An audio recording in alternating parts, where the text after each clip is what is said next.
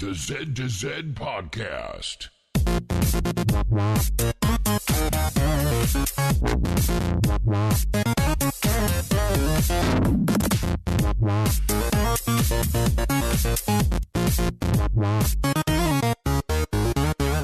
Good morning, good evening, or good day, and welcome to the Z to Z Podcast, the home for Xbox achievement hunters and gamerscore junkies. I'm your host, Brandon Freeman. Thank you so much for listening. At Z to Z, we love gaming, and in particular, grabbing achievements and gaining gamerscore. We do news, reviews, and interviews. It's about achievements, we'll unlock it. You can find show notes for this show, as well as previous shows, on our website, z2z.com. This is episode 101. You can also contact us with questions and comments on Twitter, at Z2Z, Z-E-D-T-O-Z-E-D, over at our forums, forum.z2z.com, or email us directly, contact@z2z.com. Well, we've got another special show here because we've pulled in some random homeless dude off the street. Warren is here with us. How are you doing, Planting? Doing good. How are you? I'm fantastic. And he is squatting over at Randy's house because Randy's on the phone as well. How are you doing, Randy? Some random homeless dude. That's a real compliment for Warren. I'm doing all right. That's good to hear. And we got Prue. Heard his chuckle there. How you doing, Prue? I'm doing great. Fantastic. So, Warren, why are you at Randy's house? You trying to steal some internet, or what? Well, some, actually, some musical stuff to do? That might be part of it. Since he has much better internet than me, and he doesn't have a 350 gig a month cap, I'm probably going to patch some of my 4K stuff. Nice. Did you also get an Xbox One X? I have a Scorpio. Nice. Have you gotten to take part in any of the enhancements yet? Yes, I've played Halo 3, Elite Dangerous, Crossout, which doesn't really look much different. Super Lucky's Tale. And I like it. It is a lot. Pretty. It's very pretty. You get a nice TV that I goes do with indeed that? have a 4K TV. Yes. Awesome. Does Randy? Randy, you don't have a 4K TV, right? No. You have a 1080 though. Can you test that out and see if those look any better? Yeah, I've got a 1080 monitor. I think maybe my TV is. I don't know. I'll have to check. You should get a switch, like a switch, so you can go between Warren's Scorpio and your traditional Xbox, and just flip them between the monitors. See what that looks like. I'd be curious if there's any noticeable difference there. Noticeable, yeah. I don't know. Because you always look at the thing online, and it's like, well, my computer monitor is a piece of garbage, so I'm not going to see anything. But like, if I was like in there in person, because even if you go to like Target or Best Buy or something, you see that wall of TVs. It's like you can see a difference between, like that one that's $1,500 and that one that's like $250. You're like, yep, that's a piece of garbage over there. I don't want that. We should move on with some of the part of the show here. I wanted to start off the show by giving a huge congratulations to the winners of the Rocket League tournament. Stushnikin, Big L, and Redemption Denied take the championship. I mentioned at the end of the show on episode 100 and that we didn't get to see the final round. We do have a member of the final game here with us. Prue, how did it go? Did you do a post game interview, or can this be your post game interview? Well, yeah, if we want it to be. It went really well. It was by far, I think. I believe, the only games session in the tournament that went beyond the initial 3 games. Yeah, so everyone else got skunked. Yeah, we made it to 4. Honestly, all of those guys played tremendously, and it was tense for a little while there. Once we won, I thought momentum was shifting in our favor, and we won a round, and I was like, yes, okay, we can make this even. Couldn't do it. Yeah. So congratulations to those guys. They played fantastic, all 3 of them, including L. Who knew? L played really well, and kudos to all those guys. And it was so much fun. Oh my goodness, I cannot wait. There's already talk about doing another tournament in the future, real soon. Yeah, very soon. People are chomping at the bit to get something going already. Yeah, it was so much fun, and even at the finals there, it was tense.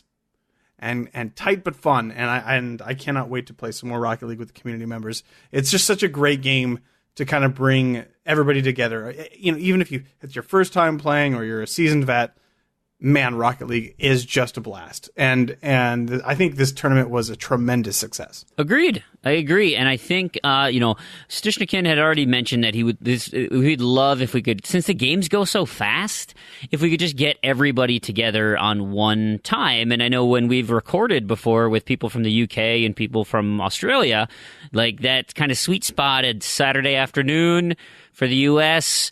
The UK would be Saturday evening, and then Australia would be Sunday afternoon or Sunday early morning. And that kind of worked out pretty well for everybody. At least there's an opportunity. I know people have to work and all that stuff, but maybe just finding that one time when we can get everybody in and just have some fun for a couple of hours and put together just an impromptu tournament. We'll see. Check the forums, forum.z2z.com. That's where we put information about a second run tournament that we do. But yeah, now did Big L have a strategy against you? Did you pick up on that at all? Oh, well, of course. I mean, it was very clear that they were going to play very aggressively from the very, very start of the match.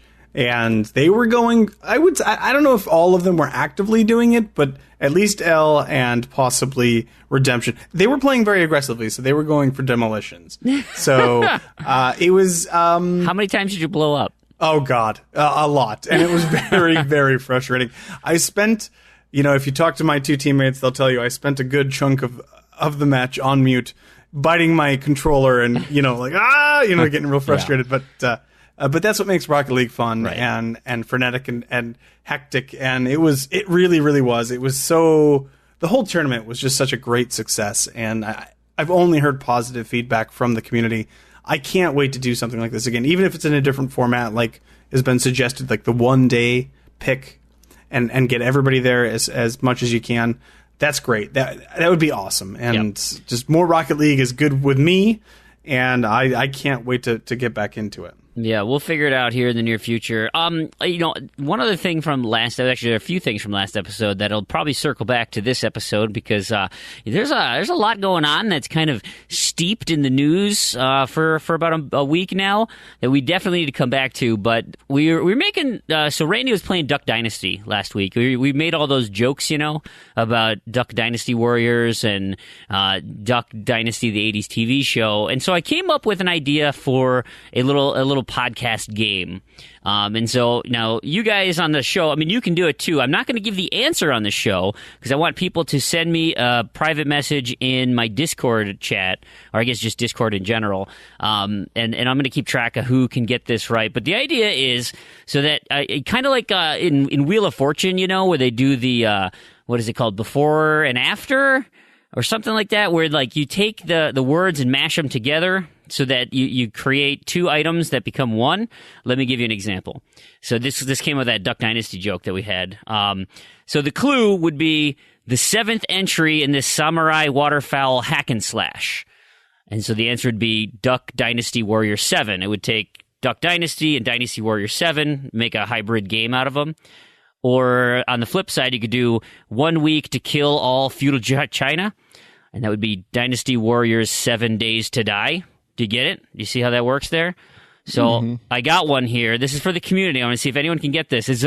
I did a random pick of an Xbox game, and then I tried to see if there's any games that linked up to it. And I found one. It's a little obscure, but we'll see what we can do here. You ready? The seasonal sequel of simulated events in preparation for the upcoming Olympic Games. Perhaps Pyeongchang 2018 will feature Lord Nasher's representatives from Faerun of the Forgotten Realms. So if you know what that answer is, send me a private message on Discord. This is very clever. Maybe you can come up with something. Wait, you already know the answer? Do we have access to the answer? Because we do have access to the answer. Okay. It's pretty good. Yeah. So that's right. It's in the Trello page. So you guys don't count. But anyone else, they can send me a message. I thought of this, so I like it because I was listening to the segment that was recorded last show after my contest roundup by Elroy and Big L, And Elroy it was wonderful. I already thanked him in the Discord chat, but his little RTDL roundup was just wonderful. And it was this nice little poetic bit that scripted bit that he put together that it sounded so fun, and I chuckled. It was wonderful, and it renewed my sense of wanting to compete in the RTDL. So I decided since November's pretty much half over, plus I've been working on UHH, December 1st, I am going to go real hard on the RTDL in December. I want to get talked about like the other guys did in that random to-do list segment, because that was super fun. With that being said, we should talk about what we've been doing this last week, aside from Rocket League. Let's start with our guest, Warren. What have you been up to this last week? Any wins of the week that you wanna touch on?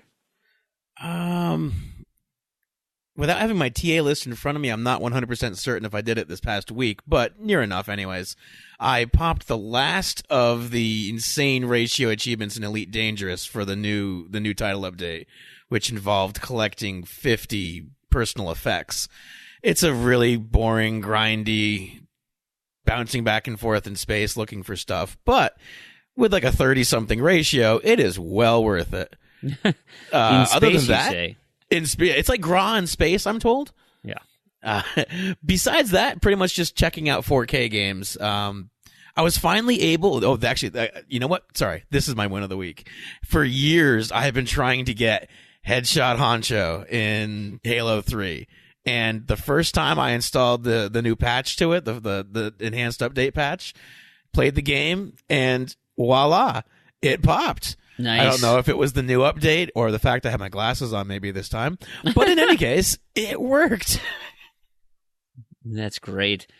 Is that really what you've been focusing on then? Just kind of playing with your new toys? Playing with the new toys, indeed. Nice. Randy, what have you been up to this week?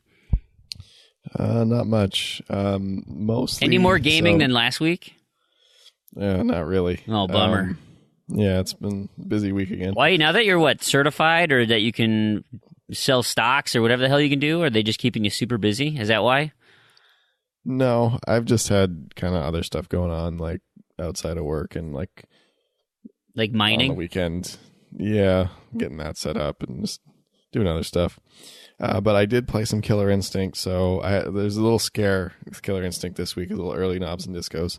26 discontinued achievements. I saw that pop up. What the hell is that from? Yeah, so something broke. Oh, sorry, 28. 28 discontinued achievements, one for each character. Yikes. So all of the win a versus match against a friend achievements are now discontinued. I don't know why. It appears to be something to do with the Steam crossplay. Interesting. Now, this is the second scare I've had from Killer Instinct, so I've decided it's time to finish this game. And what was the first? That Shadow Jago stuff, or? No, that was the Shadow Lords when I thought they removed Fractured Ward. Pulling the card, yeah, I got you. Yeah. And so by some miracle, I had all 28 of those achievements. Ooh. So I can still complete the game. That does sound dicey. I've just decided I just need to do it. I mean, I'm close. I've done everything hard. It's just grinding out some stuff now. So pretty much all of my gaming went into Killer Instinct, even though I wanted to start Grand Theft Auto, as I mentioned. Right. I played some Saints Row with Mango, and I also ran Shin Doctor through a level on Perfect Dark Zero. Oh, it wasn't jungle, right? No. Okay, good. No, we did club, and it went very well. Except the spawns were different than I've ever had. I've played that level like 20 times, and I got different spawns I've never seen. That's weird. So that threw us for a little bit of a loop. So took a couple of tries, but only ended up taking us about an hour. I assume you did that on hardcore or perfect zero or difficulty or whatever? Dark Agent. Dark Agent? Yeah, but turns out that achievement does not pop unless you have the difficulty unlocked. Ugh. That's that's why I just looked at his UHH. I'm like, is he saving it? Is it a? But that didn't count for him. Hell, that sucks. Count. So, but that being said, that means his opponent's not going to get it either. So, I mean, well, unless he plays Perfect Dark all day, every day. Yeah, which is yeah. very unlikely. And isn't going to happen. Chin has the top ratio 1-2, so his opponent, and he was the first to 19. So yeah. Oh, okay, nice. So he's in pretty good shape. I don't think either of them are going to get that achievement. So, I think wasn't Chin saying like he thinks he would fare pretty well against an alt, but he would probably get beat by a preloader. Is that what he was saying? I'm not sure. I think that's his angle. Is like he's like I feel like I can compete against an alt because we're all essentially in the same spot, but preloaders that it would hurt him because Chin, all the stuff that Chin has preloaded is probably not as significant as someone who like really stacked his deck. So I've been trying to think of creative ways to come up with to curb the alt rage. I think I have some ideas. And I wrote down some concepts for like a new style of UHH. I got to run it. Well, actually, Planting. I'm going to run that by you since we're both community managers. That sounds like something we should talk about. But yeah, and I've got some new contest ideas too. I'm excited for 2018. We really need to sit down and figure out our calendar. Sorry, closed circuit to Planting. That was probably a production meeting we should have had off the podcast. But anyway, Brew, what have you been up to this last week? So I had a bit of a scare this week. I guess it was, what's today? Today's Friday. So yesterday morning when I woke up, I was missing about 90K of Gamerscore when I checked on TA and then I checked Xbox and I'm like, whoa, hey, where did all my points go? Like, this is bad. So I you're a dirty cheater is what happened. That must have been it. They caught you. So I told people, I brought it up in the Discord chat. I'm like, hey guys, I'm missing all these points, and I had heard people in the past that had that same issue, and they're like, oh, just give it a day or two, and it'll come back. And I believed that, but on the other hand, part of me was a little nervous, like, oh my god, what's going on? So I contacted Xbox support, which, they were very helpful. Let me just tell you. I can't tell if that's sarcastic or not. Oh, it's super sarcastic. Okay. It is super duper sarcastic. The guy told me basically he brought me to the Xbox Reputation website and is like, oh, here, just go here. And I'm like, okay, this says I have a perfect reputation. Now what? Yep. And he's like, have I resolved all your issues? I'm like, no, I'm still missing 90,000 Gamerscore, man. What do you mean? Yeah, but people like you. That's what you wanted, right? I guess. And then, of course, that call went nowhere. And at the end, he was like, oh, I can't help you, so just post in the forums. Yeah. I'm like, should ask for like Cuphead or something. I'm going to need a new game out of this, man. Fortunately, it fixed itself this morning. Everything seems to be in order and in place. But so my win of the week is gaining 90K Gamerscore in a day. Oh, wow, look at that. Now, but it is the day after losing it. So let me throw this question out here because we had a question from the community, and then we'll get back to the rest of your gaming there, Prue, in a sec. But Rocker Dude asked, he said, Prue had a little Gamerscore scare with some missing points this week. In the case of a catastrophic event where your achievements were wiped out, would you start over? And then he clarifies, he says, what I mean by starting over is like all those grinding achievements again, or would you just play games you wanted to play, for fun?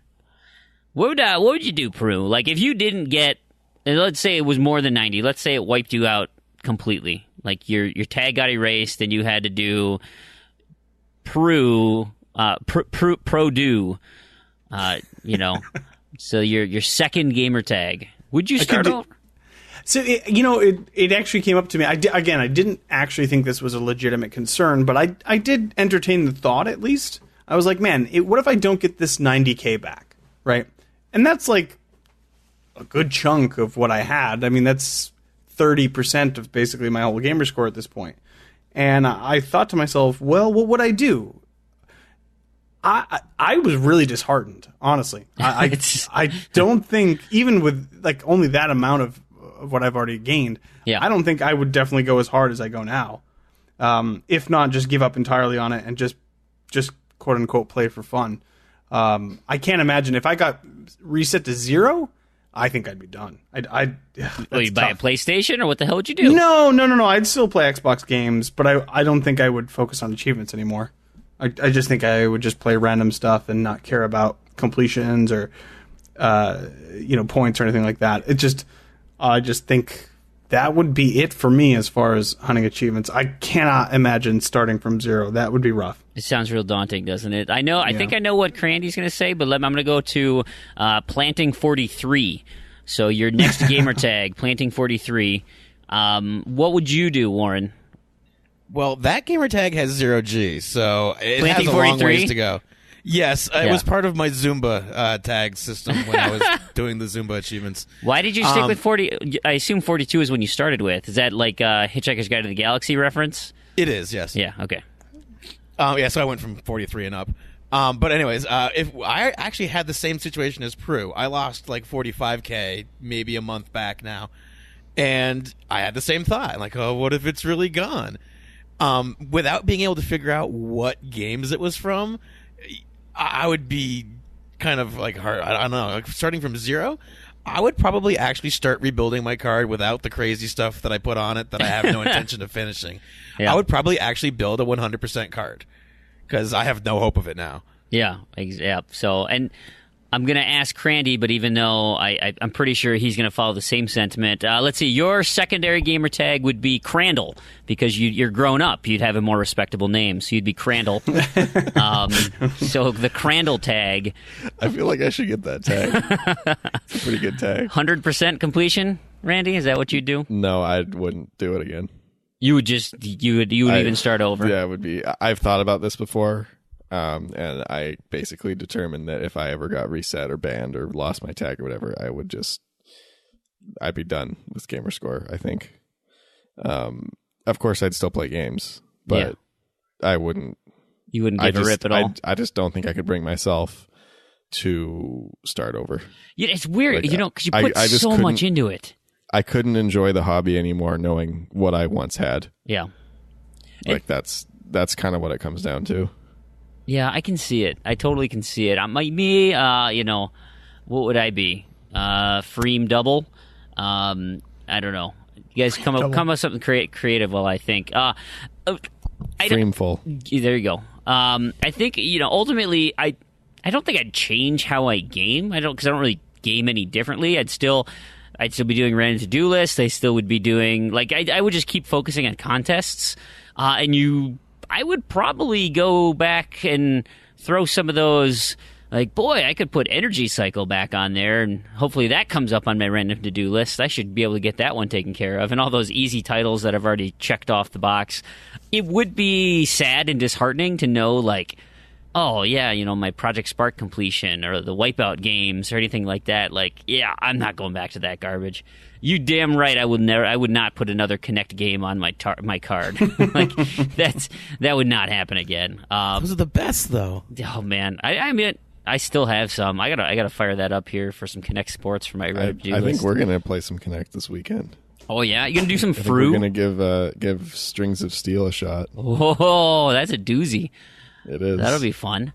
But it's much, much easier with 2 people, so we'll see how it goes. Well, because you can just tag in and out. Is that the idea? Well, so what happens is if you play with 2 people, the game doesn't change, but you get 2 guns. So there's no more enemies. There's no extra hits on bosses or anything. You just have a second person helping you. Yeah. And as far as I can tell, both people get credit for the achievement. So that game's super fun. I have really, really good. 4 achievements left in the main part of that game, and then I was doing El Diablo's Adventure, and that's impossible for whatever reason. I can't I've figure heard that that's out. Really hard. Yeah, just and in a really weird way too. Not just skill hard. We're weird. talking about Gunstringer, by the way. If you haven't picked up on that, that's. Strings of Steel is not not the Guitar Hero thing. This is that's Bladder of Steel, right? This is Gunslinger, which is probably the best Kinect now that game. You mention that, I wonder if that's a reference to Bladder of Steel. Oh, I'm sure it is. Because you do have to do the whole game in one sitting. Yeah. Will you be sitting? I never picked up on that. I would imagine. Yeah, that'd be tough. I always played it sitting before. I love the DLC though. Called the name Real Big Shootin'. It's just the best. That's one of the best DLC names. That's a good one. It's the Duck Hunt, right? And you get to blast Duck Hunt Dog and all that stuff. There's a few things. Yeah, it's good. I just like the name. It just seems appropriate. Randy, I didn't forget, or Prue, I didn't forget about you. So what else? Let's go back to what you've been up to. What other games are on your list? Sure.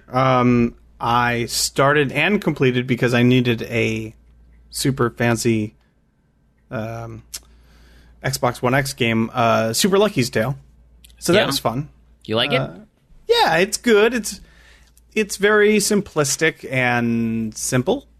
Simplistic and simple. Yeah, that's a little redundant. Yep. It's very... a lot of simplicity. Yeah. There's a bit of simplicity there. Yep. Yeah, Okay. It's very basic. It's a good platformer though. It's solid. The mechanics are good. It's basically a 2-button platformer though. There's not a lot at the end of the game that you haven't been exposed to already at the start of the game. And it's a collectathon, but it's not bad. It took me probably, I would guess, right around 10 hours to complete it. Is this the new character platformer? I mean, is this like the guy? Should we expect Lucky to be all over the place now? I wouldn't say so. Honestly, like if I were to compare this to Yooka-Laylee, I would still prefer Yooka-Laylee just because it has more varied gameplay than Lucky's Tale. If they make a sequel, and I hope they do, I would like to see them kind of expand on what goes on here. It's like I said, it's pretty basic what you get in this package. It's good. Everything about it is good. The controls are tight. The graphics are pretty.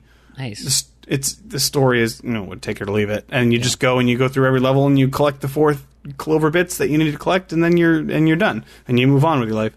But it's an easy completion for sure. Did you get the completion? Oh yeah. Nice, good for you. Yeah, I started it on Sunday and I beat it on Thursday or something. So that's awesome. Super quick, but good. It was fun. So yeah. So before you move on, I was reminded of a story, and let me tell you how I got there because it's a bit of a windy path. But so Super Lucky's Tale, obviously, there's a VR experience of Lucky's Tale that you can have similar, same character, different mechanics, whatnot, and Skyrim VR just came out for the PlayStation, right? And I don't know if you guys have been on Twitter and seen videos and stuff of like what people are doing in Skyrim VR, and so they're just great. So there's one guy, like, he goes into some dude's house and he picks up the broom and he just starts sweeping, like, everything off the table. Like, he's just pushing, because in Bethesda games, everything is movable. You can do whatever. So he's like, he just sweeps all the bowls and forks and silverware and everything off onto the floor. And then he picks up a bowl and, like, you can see him, like, kind of trying to move the bowl forward, and he just puts it on an NPC's head. Like, just for fun. Like, that's actually a well-known exploit in Skyrim. It's brilliant. It's a merchant's shop, and if you block the merchant's eyesight with some sort of an object, you can take anything, rob them blind. And so that's exactly what that comes from. Yeah, that's awesome. Yeah. And so he like used his hands and just bloop, set it right on there like he was, putting out a candle with a dowser. The other thing I saw, there were some tricks. People were saying, for combat, because that uses the move controllers to wield your sword and shield. And they said, here's a tip for winning your combats. And of course, the move controllers, like the Wiimote, has the wrist strap. And so they show the superimposed image of the guy with the VR helmet on and the wrist strap around his wrist. And so then he just sticks his arm out and starts spinning it like a hula hoop. And his sword is like whipping around like a whirlwind and just chopping skeletons to bits. So if you need any tips on playing that game, there you go. Sorry, I don't know why I did. I mean, I know why I just thought of that, but it was tickled my fancy. Back to what you're doing, Prue. Nah, no problem. I'll finish up quick here. Played.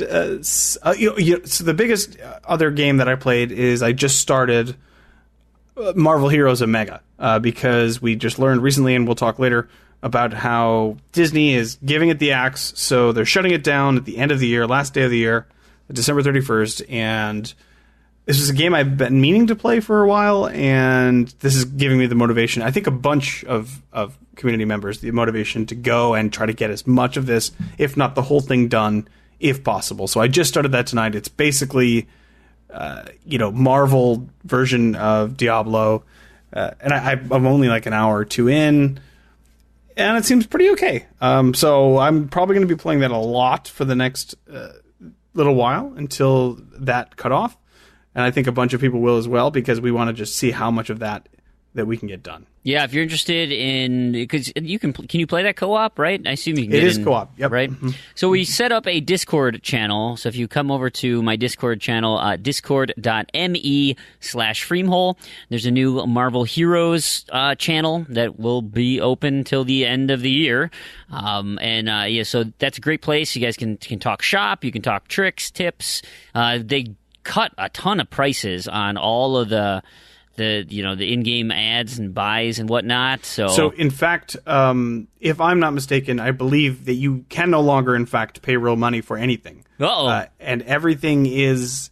So basically everything is one of these in-game currency bits, which I assumed before it was at least, in the hundreds or something like that. So everything is super, super discounted.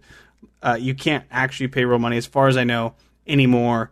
And they give you a bunch of these bits as soon as you start playing the game. So pretty much everybody's unlocked. Yeah. Oh, exactly. Like, it used to be really expensive or really grindy to unlock a lot of characters. Starting the game up tonight, I could have, I think, easily unlocked all of the available characters without any problem. So it's they've fundamentally changed the way that the economy works. I think they're trying to make it easy for people who want to experience the game to get as much of an experience out of it at this point as possible, which is good for us because it allows us to buy all these loot crates and stuff for, like I say, one of these in-game currencies. So I think it's definitely doable to get it done by the end of the year here. It just depends on how much other things interfere with that. But that's what I'm going to be focusing on at this point. So. Yeah, absolutely. And if anyone's interested, like I said, Discord, head over there and you guys can meet up and do it. I think there was even talk about suspending our Diablo night on Mondays to work on Marvel Heroes. Ooh. Yeah, I know, right? Bunch of savages. I will not be touching that game. Thank you very much. But can't stop anyone who's boosted it, or dived it. That's the word I'm looking for. Awesome. As far as I've been kind of doing similar games over and over. I went and focused a lot more on State of Decay this last week. Man, seriously, guys, best game, one of the best games. I just love it. And I got I think my win of the week is getting that real tough one, or at least maybe it's not even that tough, but one of the missable ones of completing 50 missions with the same character. Of course, characters can permadeath in that, and so if you lose one of your guys, or you're messing around and you get trapped, and there's been a few times that got real dicey. I accidentally flipped my car over and then had to run for safety, and then my stamina's down, and also, there's plenty of times that I've made some questionable decisions with characters of mine, but I managed to get, I think, the girl Maya Torres. She's my main. Not Marcus. He's still alive too, but Maya has been my go-to gal, and so I moved my base. I have a new place. I've been working through the story, and I'm getting to that groove in the game there, where I'm pretty well stocked. I've got tons of stuff, good weapons, good I got a handle on how to get cars. Although I am running out of cars that are near my base. It turns out I drive around and I like to hit zombies with my car, and then they start on fire and they're pretty much worthless. I can park them at my house and let them rebuild, but that just takes too long. So I end up just scavenging other vehicles. And anyway, State of Decay, fantastic game. We're just clicking through Diablo some more, and I've been just picking stuff off of RAM to-do list and my RTDL. So Hyperdrive Massacre, Neon Chrome, couple Recores, Clockwork Tales, nothing real special there, but we got our group together for Battleborn Wednesdays, and on that evening we managed to do the experiment as the last story mission up until the boss that I needed to do. So we are making some good progress with that. One thing. And I wish I had more information when I'm recording this show. Maybe I'll do an addendum when I do the contest roundup. But there was today as of recording, the 17th of November, is some type of Battleborn Day. Battleborn Day 3, they're calling it, probably because it's the third year, I guess, or third time. It's got whatever. Anyway, they had a patch that came out, and the patch notes in and of themselves they didn't really say that much, except something that I don't know, triggered me to think, well, maybe. So here it is. 3 sentences. Enabled challenge progression in private matches for the following play modes: versus Classic, versus Face-Off, and versus Supercharge. So it's a weird thing with challenge progression, because they do have like challenges now where you can earn in-game money, and so they might be talking about those. They have the lore challenges, and each character has 5 lore challenges, and by doing all 5 of those unlocks the achievement. Remember when the game launched, they had some ridiculously high things. They've cut all those down quite a bit, but they still take some time. Like Montana, the big brute guy, has to absorb 1 million points of damage. That's annoying, especially when you have a server that's so dead as this game. So what I'm gonna plan to do this weekend is test this thing out, do a couple of these versus Classic modes, and see if I can set up some private matches and boost some of these things. If I can sit there and just spam, attacks or whatever, and see if that counter goes up at all. So I'll report back at the end of this show. If you already know, great. You should come hang out with us in Battleborn. Now we can do private matches and boost the hell out of this game. Otherwise, we still have some other, fun, normal game type activities for that. I'm actually enjoying it, so screw you guys. That game's great. Okay, great's a strong word. That game is adequate, but I'm getting Gamerscore out of it. So that's it for that. Let's move into some news, huh? Game gifting, guys. In time for the holiday season, it is now live. Everybody can go and give games to all their best friends. Oh, we can give Money Clicker to everyone. Oh, yep. Expect that everybody is going to receive Marvel Heroes and Marvel Heroes. Yeah, hooray! We should just give all games with discontinued achievements to people. That'd be a real cruel joke. But now, have you guys tested this out at all? Do you even like people that you would consider giving someone a game? I would consider giving people games either as a gag or as incentive. Like I have play with me. Yeah, exactly. I have friends that would play a game that I would want to play with them if they had the game. Yeah. I haven't come across that since it's gone live. But I imagine sometime in the future easily buying it for one of my friends just to be like, look, I'm going to give you this. I need a co-op buddy. Right. And you're going to do it. And you're going to get it for free. So freaking Rocket League. Yeah, that's the only time I've ever done that in the past on Steam. The only time I've ever sent a gift on Steam was when I needed a co-op buddy. Yeah. I mean, I could easily see Rocket League and just saying, man, this game is so freaking good. You got to play with me. Mm-hmm. I would do it with Rocket League. Absolutely. If I had a friend that didn't have it, and I wanted to play with them, I would, in a heartbeat, give somebody Rocket League. It's such a good game. I know that they would get the use out of it that would make it worth it. Mattism's waiting for somebody to give him the game because he's too cheap to buy it himself. Yeah, I called you out, Mattism. You know. What about you, Planting? I'm sure I could find someone out there that would be interested in getting a hold of Elite Dangerous. Absolutely. Now, so the reason I ask, right? So yeah, nobody's, and I haven't used it. I don't, I have some friends, I guess, who I could throw. My brother actually has an Xbox. I could gift him some things. Anyway, does it work with sale prices? Right, because the Black Friday sale is live right now. And this is going to come out before Thanksgiving and Black Friday. Can you give discounted games as a gift? I assume you can, right? That it goes so. It gets just charged off your card right this minute. Yeah, I mean, as long as you're not hoarding them in your inventory, I don't see why not. I believe there was a limit. If I'm not mistaken, there's a limit when the games are discounted, how many you can gift. I think it was 5, but I could be wrong about that. Otherwise, there's no such limit. You can gift as many times as you want. Yeah. The biggest thing to remember is that you got to make sure they're in your own region because you can't gift outside of where you live. How does that work with game sharing? Like because it would be tied to my account, correct? So even though Terrigan left his Australian Xbox at my house, That doesn't preclude me from giving gifts here in the United States because my account is U.S. based, correct? No, since your account's U.S., you'd only be able to gift to people in the U.S. or receive gifts from people in the U.S. I can do that. I know of a lot of people in the U.S. I live here. But that'll be fun, all right? Maybe we can do that as far as prizes and stuff goes. Be a little more judicious on how we share the wealth with our community. And there's plenty of games out there that it's like, hey, yeah, we could definitely use some boosting help if people would be interested. Of course, we're not made of money because we have to beg, borrow, and steal for it. But, there is that. So game gifting, guys, especially just in time for the holiday season. Now, I mentioned the Black Friday sales came up. Anybody open their wallets? A lot of deals on there.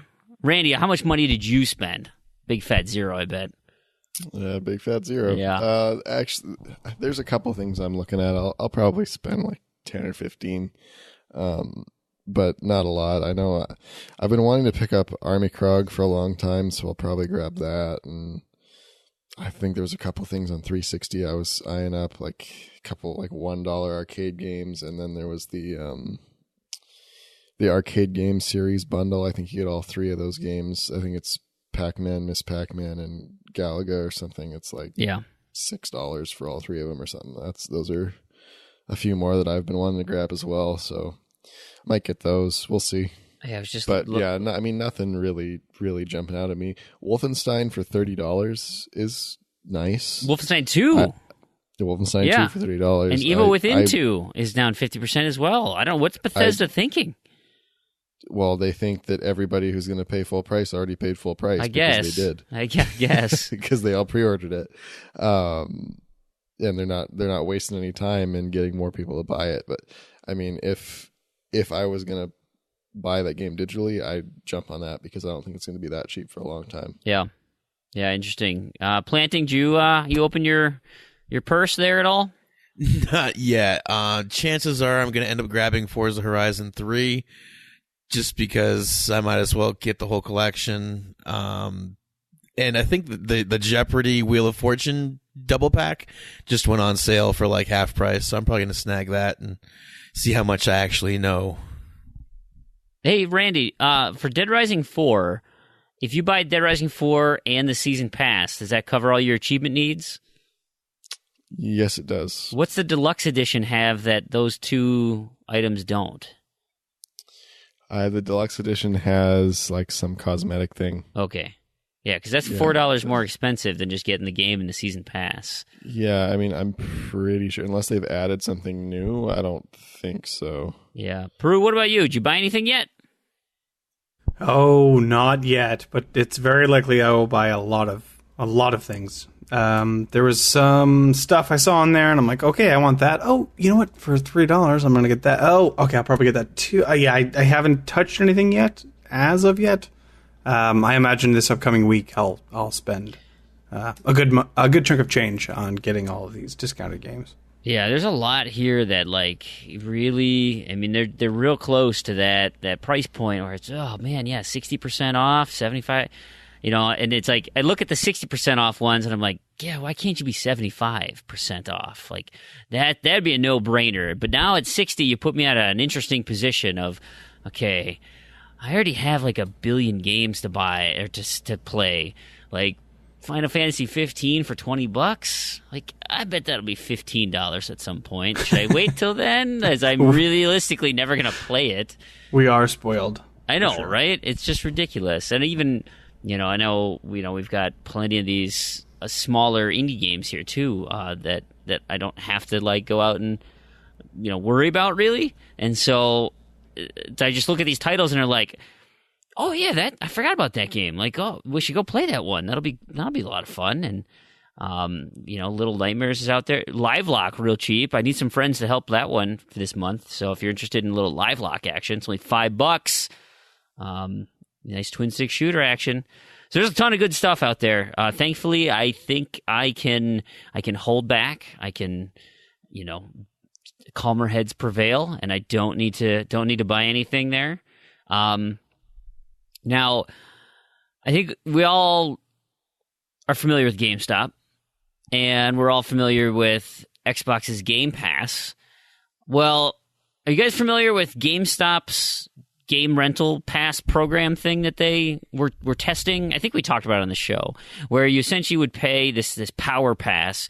You'd pay your $60 for like a 6-month period to get as many titles as you use your one title out. It's kind of like the Netflix, and you hold on to it. And at the end of that time period, you can pick one of those and keep them. And so that was the idea. That was the intention behind the program. And so they test drove the program in a few select stores. GameStop has decided you're going to just go ahead and suspend that program. So I think the actual go live day. When was that? That was supposed to be launched this year, I thought. I don't remember when they said it was supposed to come out. But so it didn't launch at all. So they did a soft launch, and I think they launched in maybe a few areas. And for some reason, for the spokesperson said that it was being paused due to quote unquote program limitations. So I don't know if something people were already figured out a way to game the system, if they were losing product, if they were, I don't know what happened in this test market, but I know that they did try it. They did let a few people give it a shot, but then they went ahead and said, no, pull all the signs down, shut this program down. We need to go back and think about this. Well, they didn't.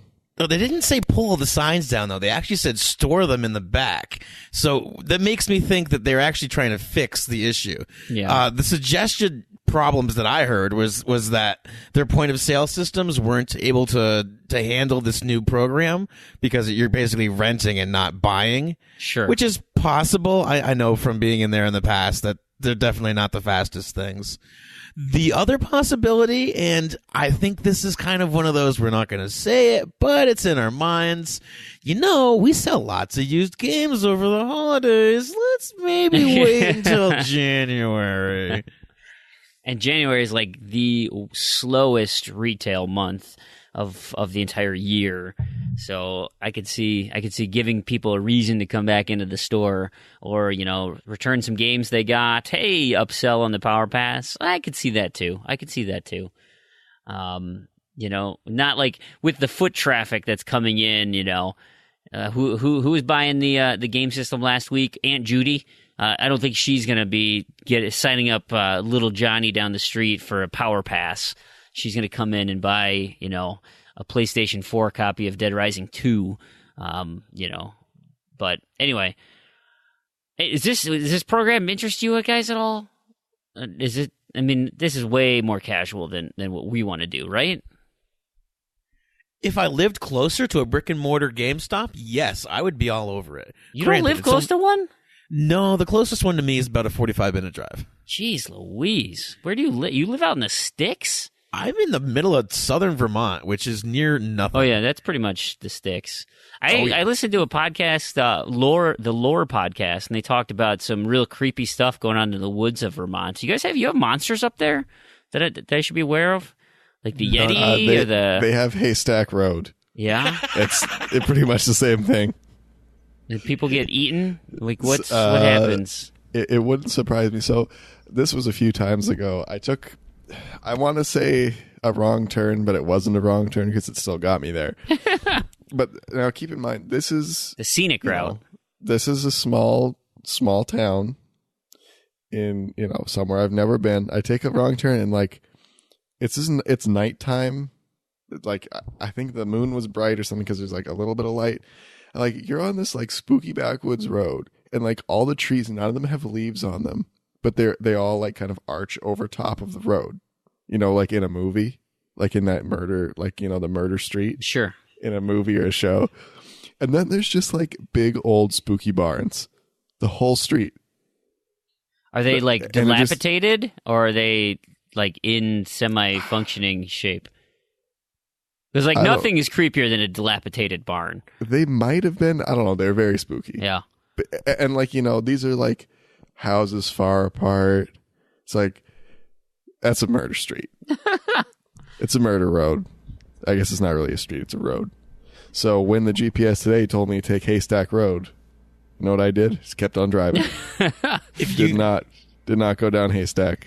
If you think that's a murder road, I'm going to have to show you something funny. Uh-oh. You're going to a remote location with Planting, talking about Murder Road. See you, Randy. It's been great having you on the show. Could you teach someone to edit the podcast before you leave on your little murder expedition?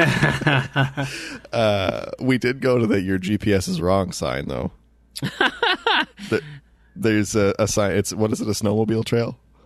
Yeah, it's a snowmobile trail that tourists, the GPSs think it's a road, and the tourists just keep going. They don't think, oh, this probably isn't actually a road that I'm driving on. That's They hilarious. just keep going and get stuck. The locals had to keep pulling them out.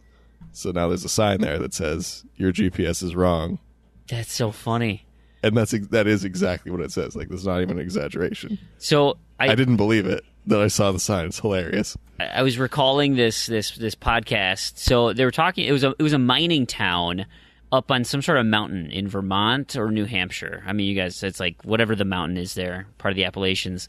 And it was a town that they're mining coal and lumber, and they're sending the lumber down to New York. And this was like back in the 1800s or whatever.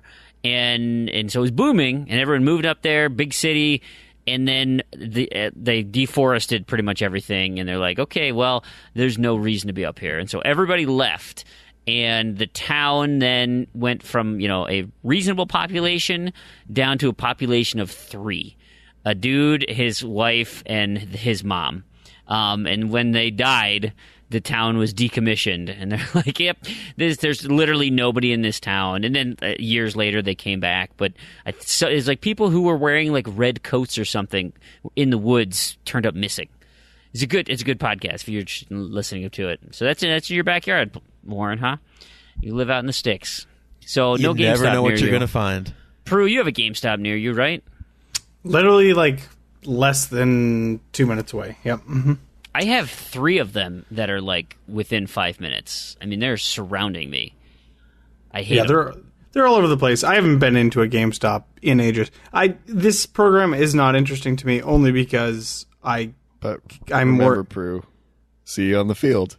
Yeah, that'd be the only reason to go to like see like I mean because these guys they clearly like video games, and I'm sure there's some real gamers in there, but you've also got like kid who works at McDonald's who likes to play video games every now and again, who like that's your clientele. And so coming in as and this sounds so pretentious, but like as a serious gamer, like I mean I hear so my kids had a book fair at their school, and we went last night. Scholastic? Yeah, yep. And and so my son was he ran over to the because he's like that middle reader level or whatever, advanced reader level. And so we went over to those books, and they have all of these video game books. And it's like, oh, the 2017 Guinness Book of World Records Gamer Edition. And I freaking started flipping through this thing, and I just wanted to barf. I'm like, this is such garbage. Like everything that's so cool about gaming, and these are the hot games of 2017. I'm just like, ugh. That's my barf sound. It was just gross. Like, you know what? You sound like me. Trending gamer here. Check this guy out. You're turning into a hipster. This dude got 100,000 Twitch followers in like 3 months. Man, this guy's amazing. And freaking, you know what? Growing up, I had we had the Scholastic Book Fair as well, and I actually bought X-Wing versus TIE Fighter through my Scholastic Book Club magazine. When they came to my school, they offered games at the time. You could, if you had enough PC points, games, yeah, and I bought them, and it's so funny. I haven't thought about that in years, but they always had like Myst and Riven on there. Yeah, they did. It was I completely forgot that was even a thing. So that's funny that you brought that up. That's funny. See, the thing that I vividly remember about games related to book fairs, because we had those in the old country as well, also Scholastic, was the RuneScape handbook that was like the most useless thing. Like it didn't really have any information right about the game. I really would like one because it's so iconic, because they were everywhere. Even the RuneScape Twitter account will still post it as a joke. Like currently. Get your handbook. Yeah, because it's just or they'll post like, who remembers these or whatever. Yeah. And it's like everyone, obviously, because like everyone had them. And yeah, I should like look on eBay or something, because I would love to have one, just because it's so iconic and memorable. Yeah, but they're pretty funny. I just, man, yeah, my the kid down the street, he went this Halloween as Dan TDM. And if you guys don't know who Dan TDM, I think the TDM stands for the Diamond Miner, the Diamond Master. He's like a popular Minecraft streamer, and this kid, he's talking to me like I should know who this Dan TDM guy is, and I'm sure he's immensely popular. Even he's so popular that he actually now is coming out with a TV show on my favorite channel, broadcasting channel, Disney XD. Wow, it would be. I'm pretty sure. Now, I might be getting my facts a little bit goofed up, because I saw the one commercial for it, and I was so blinded by hatred and fury that I may have tuned out some of the details in just watching this. It's one of these like hybrid, it's like live action and animation type shows where like apparently he's got this alter ego that like has fiery red hair and like gets mad, and like he's animated like the devil character kind of thing on your shoulder. And then they've got Dan TDM himself, who I'm really confused. Frame. It's not. I'm not the demographic, man. I hate to tell you, man, but it is my mission in life to fight against get off my lawn mentality. And gotta embrace it, though. It's exactly where you're at right now, buddy. It's imagine when you were whatever you were when you were younger, and how your parents spoke about the things that you now consider classic and awesome, whatever it was, whatever games you were playing when you were 10. This is exactly how you're speaking now. I don't know what this damn TDM is. Fear, yeah. Who the hell is this guy? This is stupid. Here's my biggest fear is that my son's going to want to... That is the best get off my lawn impression ever. He's going to want to share these experiences with me. And like I'm at the point now where I'm really struggling to feign interest in like all of the crap that my kids want me to sit through. And it came to a head when like tonight, like my wife was like, "Hey, it's late, so you know, we're not gonna be enough time to read like all of a chapter to your son. So like, just cut it short on what you're reading." And I'm like, "Well, you could cut your book, because she's reading Harry Potter to him, and I'm reading a Minecraft book to him." And it's like, I like spending time with my kids. Like, I want to read to him at bed. And she's like, "Well, yeah, but why didn't you wait till I was done with this book?" And I'm like, it'd be nice to, share the bedtime experience. Like, instead, I'm over in my daughter's room reading these god-awful cat books that make me want to kill myself. Like, and my wife's like, "I hope your daughter heard that." I'm like, I told her to her face, these books are terrible. Like, I really dislike cats. And, like, this book is written by some old lady who looks like my 92-year-old great mother-in-law. Or I guess we call her Great Nana, right? She's 92. She's got her permed hair, the Brillo pad, white top on her head, and did I mention this on the last show? Because literally, like, the opening book is like the opening paragraph of the book says, "You should feel lucky because this cat has chosen you." You don't choose the cat to live with you. Cats choose to be in your presence. And they don't give a crap about you. And the whole book is about how cats don't give a crap about you at all. And they're just going to do their own thing. Oh, my God. The worst. And I got to read this dumb book. Like, I'm glad it's back in the library. And so instead, my daughter brought home a book about mummies, which shows graphic pictures of corpses. And it's like, I don't know why they're giving these to first graders, but this is a very graphic book. And she's like, "This is how they do it." And I'm like, so do they show the brain hook in there where they, go up the nose and just pull the brain right out of the, yep, there it is. Look at that. Great. My wife's like, "None of this before bed. You guys put the dead corpse zombie book away." Maybe that's the book that they send home when the fathers of the kids tell their daughters how much they hate the cat books. Yeah. So maybe they're thinking will no be more lie. interesting I've to had them. 4 cat books come home, and they've all been horrible. See, Free, you've made it very easy for me to name the episode this week. I thank you for that because you really want people to get off your lawn. We should move on. Hey, speaking of weird, crazy animals, cats included, THQ Nordic, they went ahead and acquired Experiment 101. Those are the developers behind that game Biomutant that they announced. So THQ acquired them. They also got the IP of Biomutant. There was a tweet by THQ Nordic saying that they now have the rights to Biomutant, the open world post-apocalyptic kung fu #Fable #RPG. This game looks pretty cool, and I think the biggest thing that's throwing me off here is like THQ Nordic was it wasn't Vigil that became THQ Nordic, right? It was Nordic Games acquired a lot of the THQ properties and then just decided like we're just gonna become THQ again, right? Because THQ is long gone, and I'm trying to think of where all the properties ended up going to because Volition got their piece, right? And then no, Volition was acquired by Deep Silver. Oh, and Deep Silver picked up that Deep Shovelware. That's what I like to call them. And I'll put in a little win of the week since I didn't mention it earlier.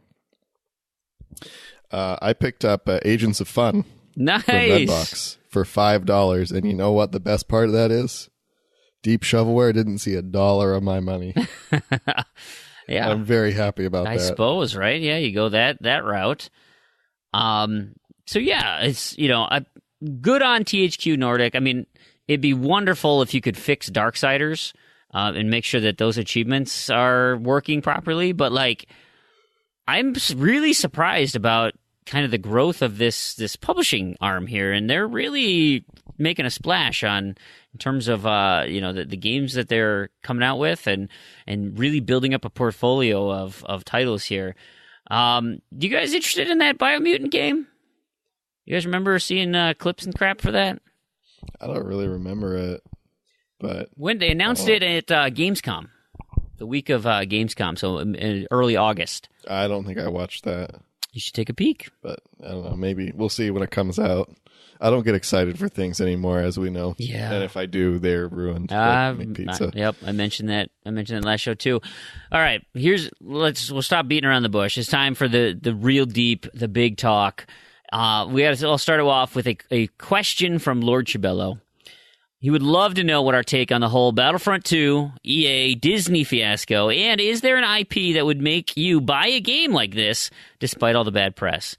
It was Star Wars for him. He pre-ordered the game, picked up the pre-order of the Elite Trooper Edition, despite all the negative backlash because Star Wars.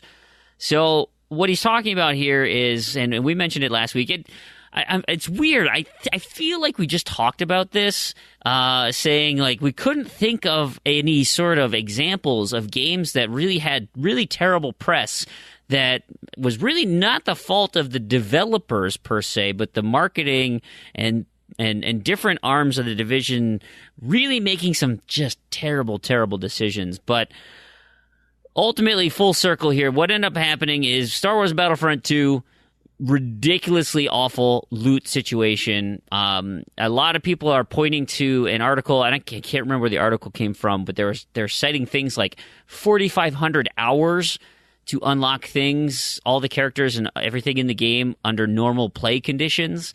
And people are like, are you kidding me? Like that's just ridiculous. This is hugely pay to win. That's like GRAW level. Yeah. And keep in mind, this isn't even launched yet, right? This was all beta stuff. Yeah. Or the people who got the pre-release, because they did let you play it early through EA Access, but like the official game launch didn't even happen. And as we come up to the eve of the official launch, Battlefront put up a big old thing on their website that says, as we approach the worldwide launch, it is clear that many of you still feel there are still challenges in the design. We've heard the concerns about potentially giving players unfair advantages, and we've heard that this is overshadowing an otherwise great game. This was never our intention. Sorry, we didn't get this right. We hear you loud and clear, and we're turning off all in-game purchases. We will now spend more time listening, adjusting, balancing, and tuning. This means that the option to purchase crystals in the game is now offline, and all progression will be earned through gameplay. The ability to purchase crystals in-game will become available at a later date, only after we've made changes to the game. We'll share more details as we work through this. Oscar Gabrielson, General Manager at DICE. So EA has pulled all the ability to purchase the in-game crystals, to unlock characters, do all stuff like that. Now, they didn't release any of the or minimize the amounts of time that it would take to do this naturally, right? They didn't increase the generation of the in-game currency. I think that's still normal. I think they just said, okay, nobody's putting any money, no pay to wins here. It doesn't seem like they're doing that. What this says to me is, no, we're not sorry. We're just turning this off because you're all upset right now. We're going to turn it back on in 2 weeks and change nothing. And that is the huge consensus. If you head over to Metacritic, and I just pulled up the Metacritic score and I went to the Xbox One release, and so for users, yep. Right? So the average Metascore based on the critics is 71.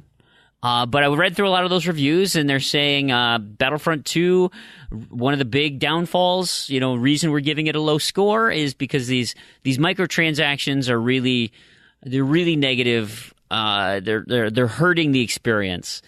So that's on the critics, right? They're being a little more critical, being more level-headed about it. What's the user score? Okay, well, we got 297 people. And right now it's a 0 to 10 scale, essentially. And it's sitting right now at a 0.5. Yeah. Nice. That is, the critical consensus is overwhelming dislike. And if you go to Metacritic and start looking through some of these things, Randy, they are every single post, even the ones I can't read in French, I assume say this is total crap. They're just turning it off until the heat dies down, and they're going to turn it right back on when people don't care as much. Like, don't buy this game, or after everybody's already paid the $60. Bingo. I think is the real thing. Is we're going to turn it off for 2 weeks until we sell all the $60 copies that we're going to sell effectively, and then we're going to turn it back on and start rolling in the money even more. Yeah, that's. I mean, I just don't buy any of this. Like, they don't actually care. Like, they're just being badly reactive to this mess they made, and yeah, like. But the impacts are being. It's like a free to play game that's not free. Yeah, the impacts are being is what it comes down to. Seen all over the place though, because their stock value plummeted today. But after this announcement, their stocks dropped. I mean, how much has plummeted though? I didn't see the actual number. Because people said their stock tumbled when it went down 0.5%, which is, I mean, so maybe there's some literary license here. That just comes down to daily fluctuations. Like, that's not enough to be significant, but. I'll look it up right now. Okay, let's see what it did today. They made it sound like it was more significant. Now, I did see one tweet that tickled my fancy because there's a Game Informer is reporting through the Wall Street Journal that there was a letter coming from Disney executives that had contacted EA, and they said that Disney was not so happy with how the EA was handling the game and the public perception, of course, because Disney owns the rights to Star Wars now, and so they're like, yeah, this kind of is really painting a bad picture. So I'm not sure what you guys are gonna do, and again, we're kind of limited on the information that we get from Disney to EA, but. One person who tweeted and said, the EA's post, they're saying, we're listening to you. And they said, who's you? And then it showed the player or it showed Mickey Mouse, right? Is it Disney? Who's listening to who, or who's doing this for who? Because are you actually in the best interest of the player in taking this out, and you're actually going to fix it and make it probably not. Make it so that it will be a better system? Or are you doing it for Disney because The Last Jedi is coming out, the movie, And if this has an effect on box office numbers, if this has an effect on all the merchandising for Christmas on Star Wars, something tells me that EA is not going to be doing Star Wars titles anymore. So, yeah, I don't think it's gonna. No, it will not affect box office numbers one tiny inch of a bit. But I do think that Disney's looking at the bigger picture here and saying, no, this is. I'm sure they're okay with EA making whatever money they want to off of it, but as soon as it starts to reflect poorly on Disney, well, that's, I think, how you end up in a closet. It's interesting that this is the breaking point, it seems, for gamers. And I don't disagree. I don't have a problem with it. It's just, it seems to be right now the hill to die on as far as this is concerned. And I understand why, because it seems pretty egregious as how it was designed. I think it's a bit of an overreaction overall, but I get it. And if this is what it takes to kind of make it clear to developers that gamers are not going to put up with this, then that's fine with me. I'm totally okay with that. I imagine at some point I'll end up playing the game. And I think a lot of people probably feel that way. But if it takes this high profile of a game, and obviously they're listening. Disney's listening. Yeah. EA's listening at this point. Again, to who? It depends on your perspective, I suppose. But this has made enough of a ripple to maybe shift the perspective of the developers, of the publishers of these games, of the people in charge, because there's only so much that I think people will take. And no, I do want to say something to this though. Is I think I've said this before, but it's the Modern Warfare 2 effect. Is what I'll call it. Yeah, is you had this huge outrage when the game came out, this huge negative press, this huge backlash. So much so as this huge group on Steam of I will boycott Modern Warfare 2, and then what was the group doing on release day? Playing the game. They were all playing the game. So I really hope that this time people actually vote with their wallet and do cancel their pre-orders and don't go and buy it. Well, it clearly seems to be the case that they have, because it would not. Are those people giving it 0.5 not playing the game? I don't know about those, but I'm saying they buying the game anyway? I imagine what really forced Disney and EA to confront the situation was the canceled pre-orders. Up until this point, like we said, it's not been released at this point. It came out today, right? Yeah, today's technically the release day. I'm not sure it was just solely pre-order. I mean, not just solely. I'm sure the press and that's what I'm sure there are many factors. Just the absolute dumpster fire that is Twitter right now. I think the loudest message to them though is canceled pre-orders. 100% agree. If anything is going to send them a message, it's saying I'm not supporting this. Give me my money back.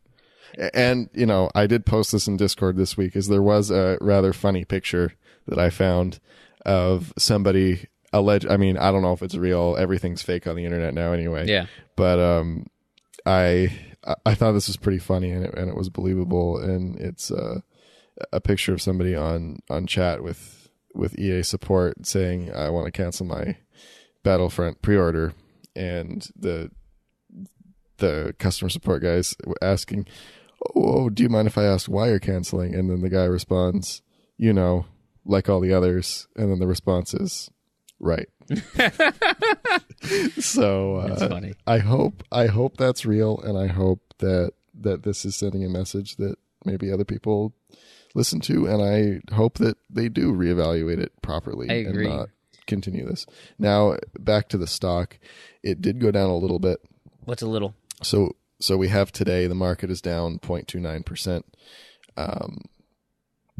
and EA is down 2.5%, with a beta of 0.65, which means for every 1% the market moves, EA should move about 0.65%. So it's a lot more than the beta. So it should be, it's significant. It's significant. Yeah. I mean, it's significant, and it's not like it's not like the stock market crash of the 1900s, but it's it's significant. Yeah, I'm sure people lost money. It's significant enough that it'll come back next week. Yeah, like it's one of those things. Like it's just a little dip, a little panic sell. It'll come back. Yeah, it's not significant enough in the long term, but I mean, clearly something caused that. Yeah. and that was a little the news scary today. Yeah, I bet. Yep. Now, Prue, I liked what your comment about just that this was the tipping point, because I think we've been talking about this, and literally every podcast I've listened to for the entire month of September keeps bringing up loot boxes, and we're talking about loot boxes and like all these games that have loot boxes. And I know here on our show we've talked about loot boxes and things, and it's not new, right? There's all these sort of microtransaction supported models, and everybody's been complaining for as long as we ever remember, like, oh yeah, it's really annoying, or man, I can't believe we have to, that it's time gated, or it's this gated, or I got to pay for this or that, and there's all these different ways they nickel and dime you, and we've all been grumbling. And now all of a sudden it's like, okay, well then Shadows of War, we're going to do loot boxes, but we're going to do in our single player game. How do you guys feel about that? Not happy. I'm not happy, but you don't have to. Fine. I'm really not happy, but I'll buy it. Okay, what about Assassin's Creed Origins? How does that... That's a single-player game, pretty much. You got a problem with that? I do. But, now Battlefront. Okay, let's take it a little bit further, and let's, you really want to be good? Throw out some money, and they're like, that's it. I've had enough, and you are going down, EA. That's the straw that broke the camel's back, and, yes, it was more egregious than all the other ones, but I really think that we're almost just it's at that breaking point of just for this whole season of the year, people have just been bombarded by loot boxes, and they just said enough is enough. You're this is so egregious, and you're taking advantage of gamers to a point that is just disgusting. And now you're going to pay for it, and we're going to just flame you like you wouldn't believe. It's the horse armor of microtransactions. It's the point at which, consumer versus the producer, where they just say, no, this is... it's just fascinating to me. Why is it... I mean, I imagine there's a plethora of factors. It's Star Wars. It's a massive game. It's the holiday. Of course, the legacy of Battlefront and too. Battlefront. It's a Battlefront game. I mean, Star Wars Battlefront 2, the original Star Wars Battlefront 2, was a big deal. Yeah. That game is the game of people my age. That was almost as big as Halo kind of thing. And like Freem said, but it is also, I think, because EA feels like it is this untouchable thing, they're going to push it a little further. And this is now the point where everybody seems to be digging their heels in and saying, no, we're not doing this anymore. And, good on people. I'm okay with it. If people want to boycott it, it's fine. And I think, there is this cynical aspect of, well, sure, maybe they'll, the way they worded their statement is it's only going to be a temporary sort of ban. And that's probably very true. But of course, developers make a good chunk of their money right off the top. So if you cut that off, you're going to get some people's attention one way or the other, whether it's EA or Disney. Somebody's going to be paying attention to that and being like, why are we not making the money on this that we should have? And hopefully that will stop this sort of behavior. Now, I can't imagine, though, that when it does come back, because it will come back, right? There will be microtransactions. It has to be supported in some fashion.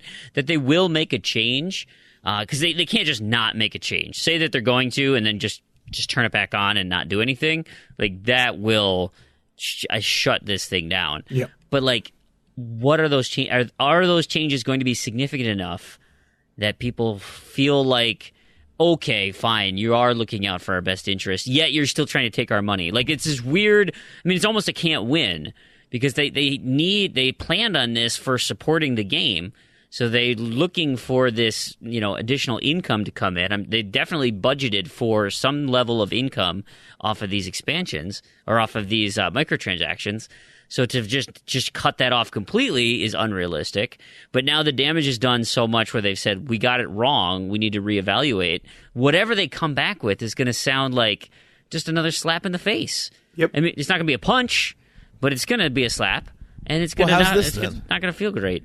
I mean, if they're expecting to make a certain amount of money back, and they're using the microtransactions as a way to do it, is it worse, in your opinion, to have microtransactions thrown at you for them to make that recoup back? Or would you rather them charge you $70 for the game right off the top and have no microtransactions? Which is easier to swallow? Oh, I'd take $70 the for 70. me. I know people have been talking about that. Just across the board, everybody throws an extra $10 into the pool. I mean, what I would like to see is just don't have these outrageous, impossible game budgets. That's what I'd like to see. I mean, it's tough for a game like Battlefront, though, right? Because, I mean, you're expecting top of the... Like, there are always going to be AAA games. And I think us as gamers do need to have a serious conversation about our expectations. Like, this is EA, Star Wars license. We have to pay more than $60 for this game. If we have to pay, and that was the question just posed, but okay, do we charge $70 for Battlefront up front, and then it's okay to not have microtransactions?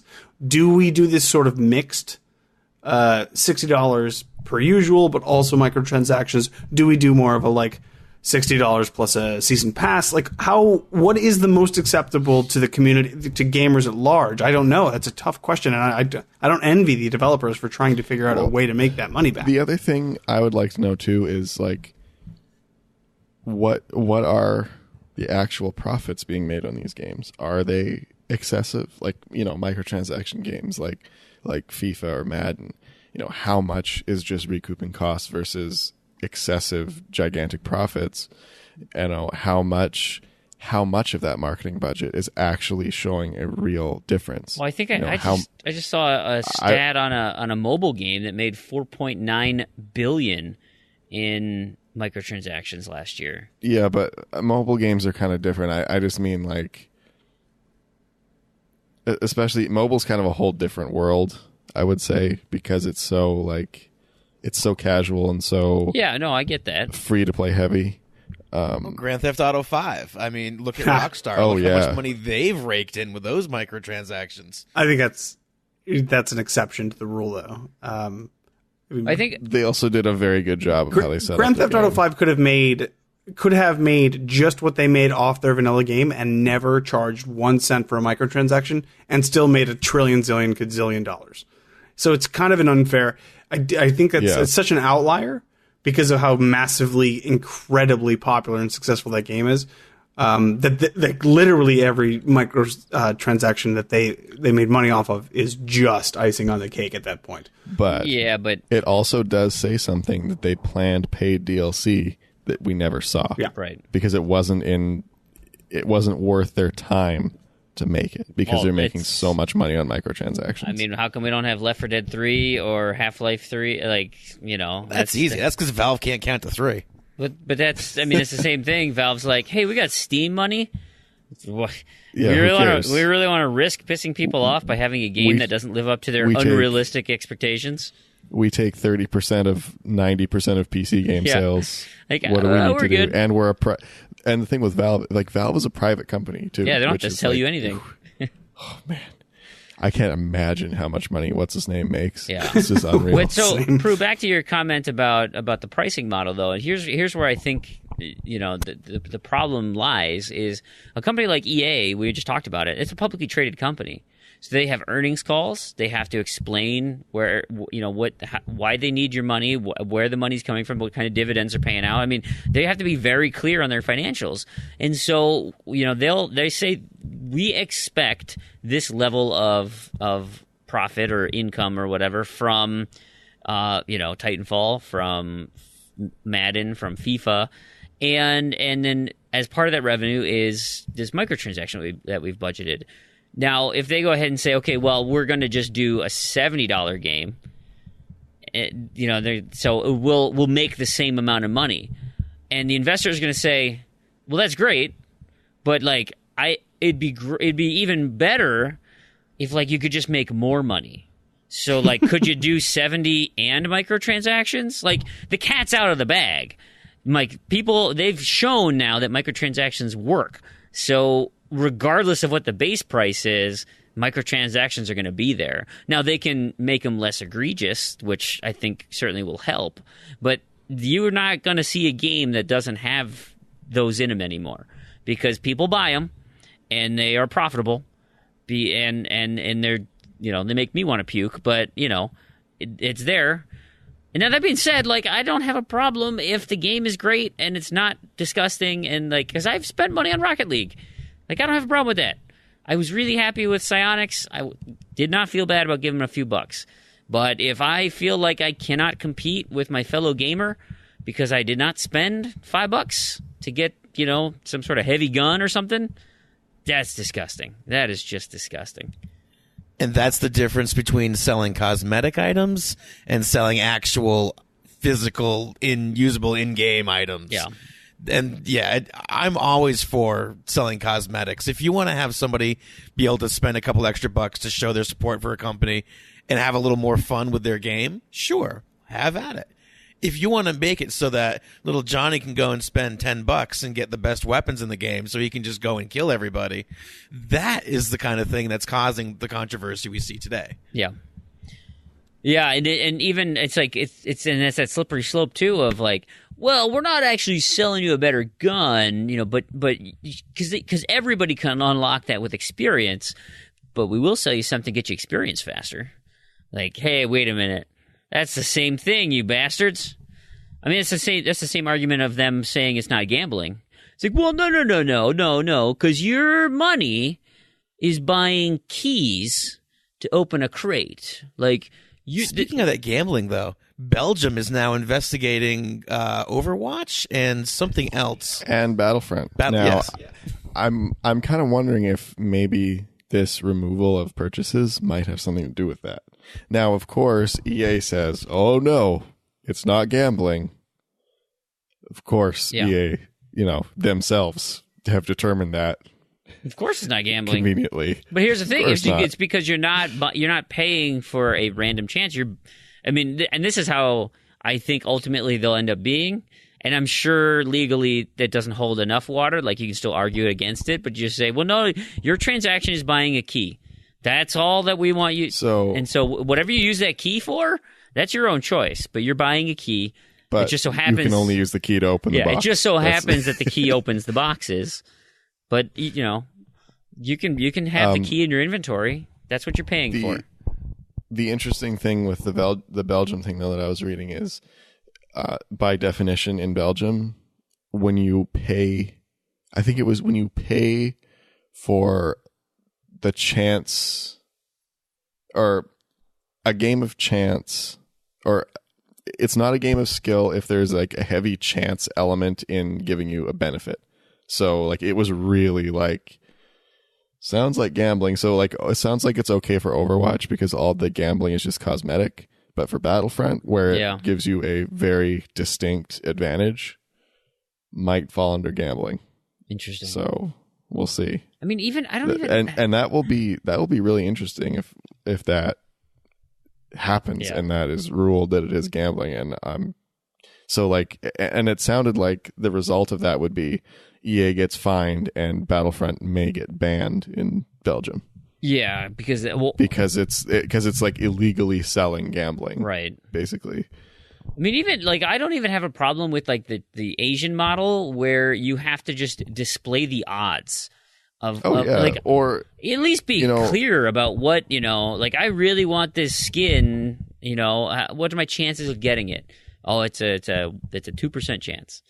It's like, geez, yeah, that doesn't seem likely I'm going to pass. Or, so if I spend $50, I mean, that's I'll probably get pretty close. Pretty good odds. Yeah. But I don't think I mentioned this on the podcast last week. I haven't even talked about it in chat. But really, for me, it would only take I still don't like it. I'm still not happy with it. But for me, it would only take a couple of things to really improve a situation like this. Is have a secondary market where you can sell your items that you got and display the odds. Yeah. So people know it. Because I look at trading cards and buying packs of trading cards as not gambling.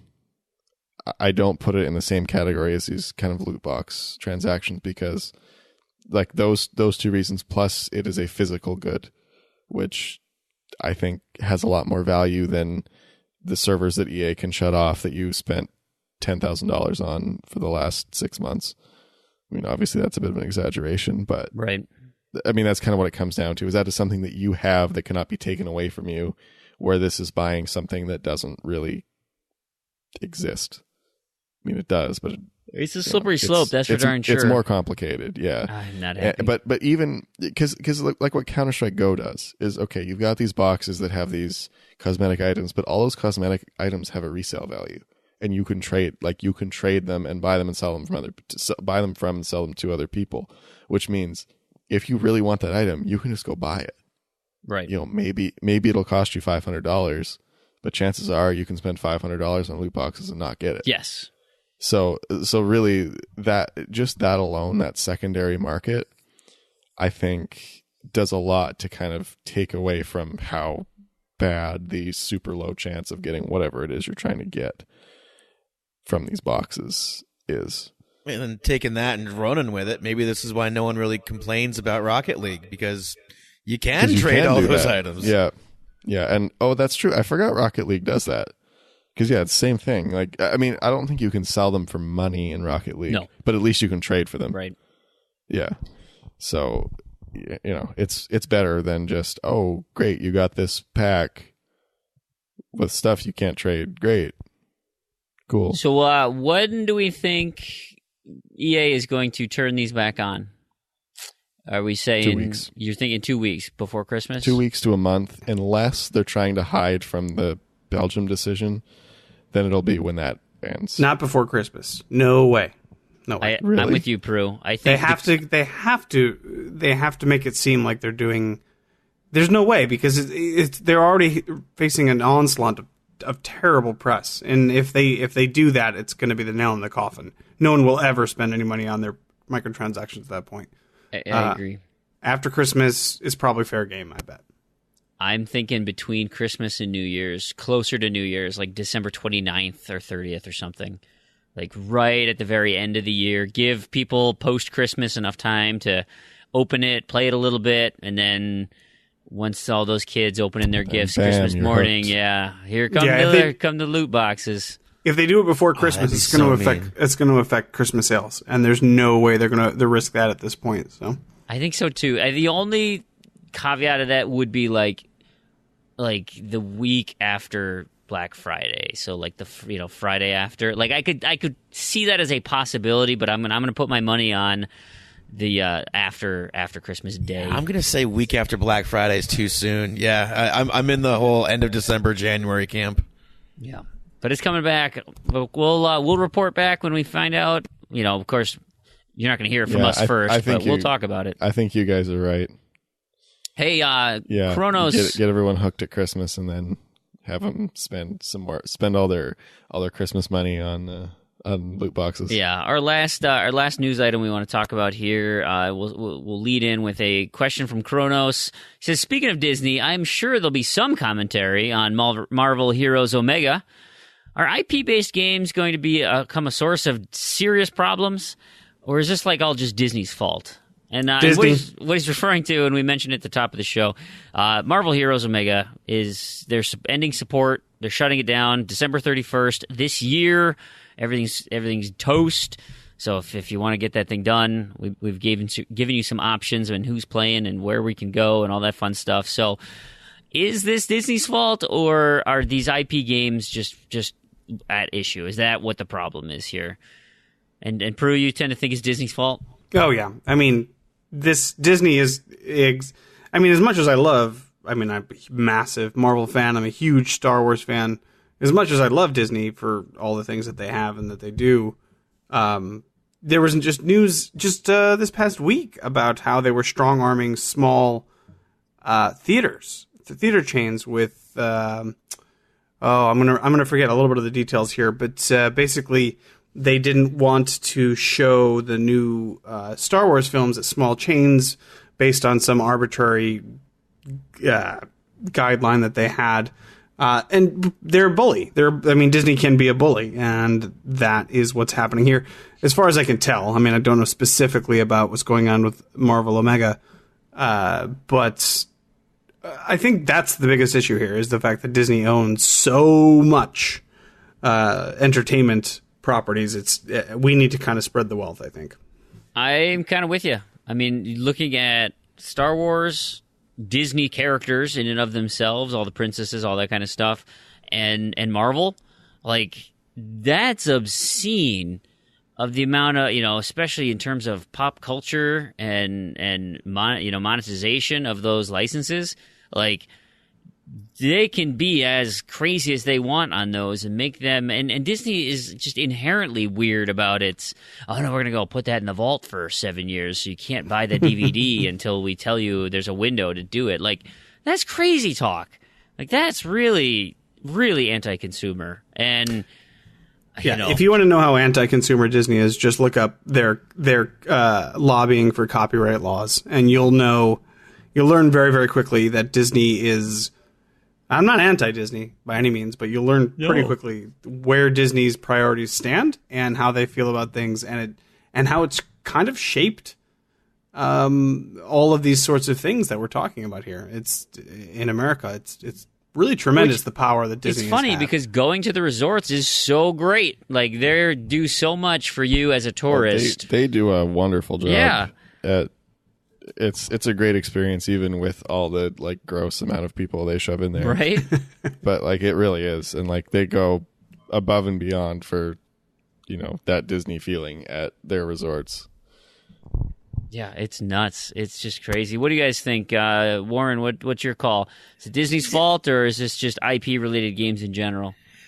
As much as I want to say you're onto something, I also want to say that's probably IP-related games in general. I mean, take a look at Marvel Telltale. It had all the potential to be an incredibly good story, but and I'm not going to be any spoilers, but it really feels like they dropped the ball. Like they built up to a really good, like, strong central point, and then the story just kind of fell apart, like it has in so many other Telltale stories.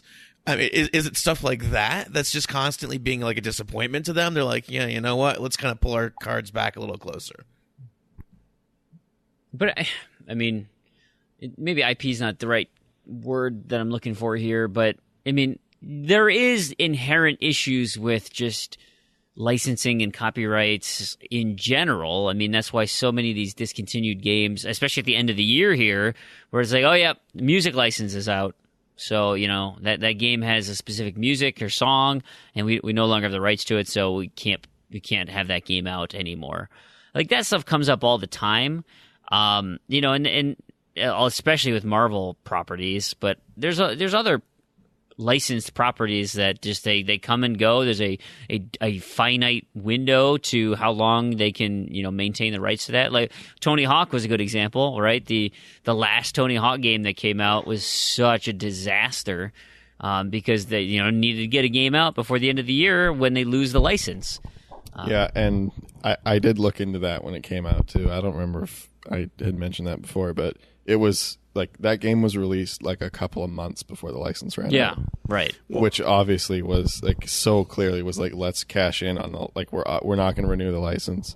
Let's cash in on the last little bit of Tony Hawk nostalgia that we can squeeze out of that deal. Well, and speaking of it, just this week, this past week, they were talking about Deadpool is getting delisted at this point. Yep. And of course, another Disney property at this point.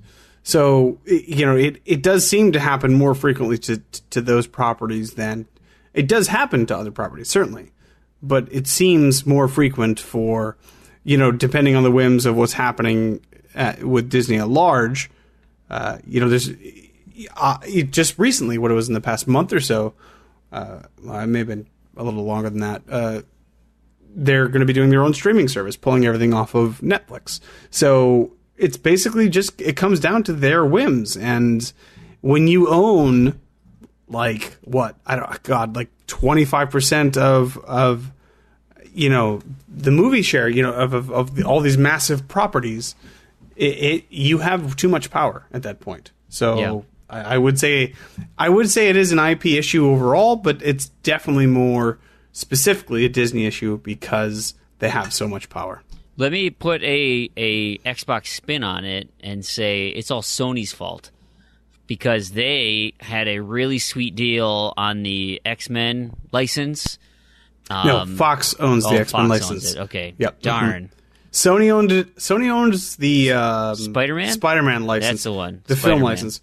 And by the way, speaking of this entire situation, there were rumors that Disney was in talks to buy Fox, the movie arm of Fox, which would give them back the license to the X-Men movies.